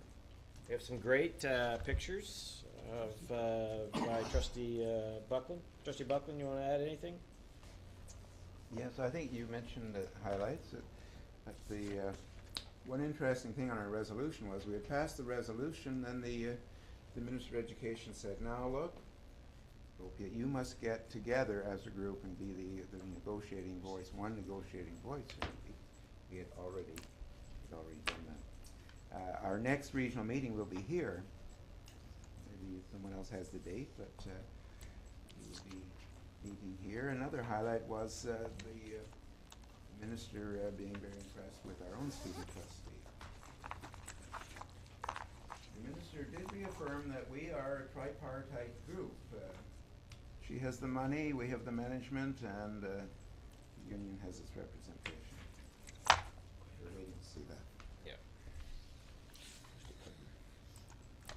Trustee Carkner? And Trustee McAllister also won the scholarship that, Oh yes, that's right he too. seemed to be up between his schools or whatever. Oh, Yeah. yeah. He received $500. It was sheer luck in that name tags were chosen at the closing banquet, and my name was chosen, so I was able to split $500 as a scholarship between Athens District High School and Gananoque Intermediate Secondary School. So I'm very pleased with that. So I was lucky. That's good. Okay. Director? Great time. Okay. No, I'm talking, we're now to your comments. Oh, no, Great time? I was pleased. You have like 30 seconds. Trustees are aware that I've been after the directors to attend that and to attend the office sessions, and that was it was the odd director that was not there this time, which I think says something about the whole province coming together. The chairs may not have got the motion, but I think you're going to see the directors moving towards this model. Please, Rick. Just a quick comment on this. And I've said this before, and I'm gonna say it again, that Carol and John and David, you guys make us so proud of what you do when you represent us at Oxford. And we're very blessed to have Peter. Peter, you always make us look good, and you continue to make us look good, and we're so proud of what you do. And Art, we know you're always there. So I'm just saying thanks so much for what you do. I know it's a huge time commitment, but I appreciate it. Okay, Director, yep. Quick. Yes, that probably, I'd like to maybe get, if we could, get a letter of support for Mohawk Council and from the board on the border situation. But what I was maybe proposing is that I would like to have maybe arrange a meeting. I don't know when you're going to be in the area, David and Greg, All the to time. Sure. with Grand Cross Chief game Mike over there. Mitchell. We have reached out to the mayor, of course, of Cornwall, Bob Kilger. We have letters from him. Some of his council, also from the United Counties, and that. So it's just a continuing situation that happens, especially with the toll booth, and people experience through there, how they're not budging at all. So I'll do that. So what Trustee Garrow has requested is that we send a letter about our concern about the impasse at the Seaway International Bridge, so we will do that. All right, there's one other letter that was written. I was asked to write a letter to the ministry about the moratorium on international students. That was added to your agenda today, so you can read that. It's something that we're going to have to deal with because the other boards are just going ahead and building schools. Niagara is going ahead. So I think we need to sit down and figure out whether we just want to tell our team to go and ask for forgiveness or what. So we'll have to talk about that in the fall, I guess. I don't know. Not much we're going to do about it now, right? This summer. Just we've served notice. So we have drawn it, and we've copied it to all the local MPPs, the letter, so bring them up to speed on it. All right, we have a couple of months, team, to have lots of meetings in your constituencies and to reflect and get ready for our final year in our 4-year term. It's hard to believe we're starting that this fall. So have a safe summer, great summer. Staff, David, please take some time. You've worked hard, a lot of great efforts for students on the behalf of students, and we see that. We'll be seeing that as we go to graduations. Those that have been to graduations have been seeing it already. So thanks, and have a great summer. See you in a couple months. We're well over. Motion to adjourn, Trustee McMillan, Trustee McPherson.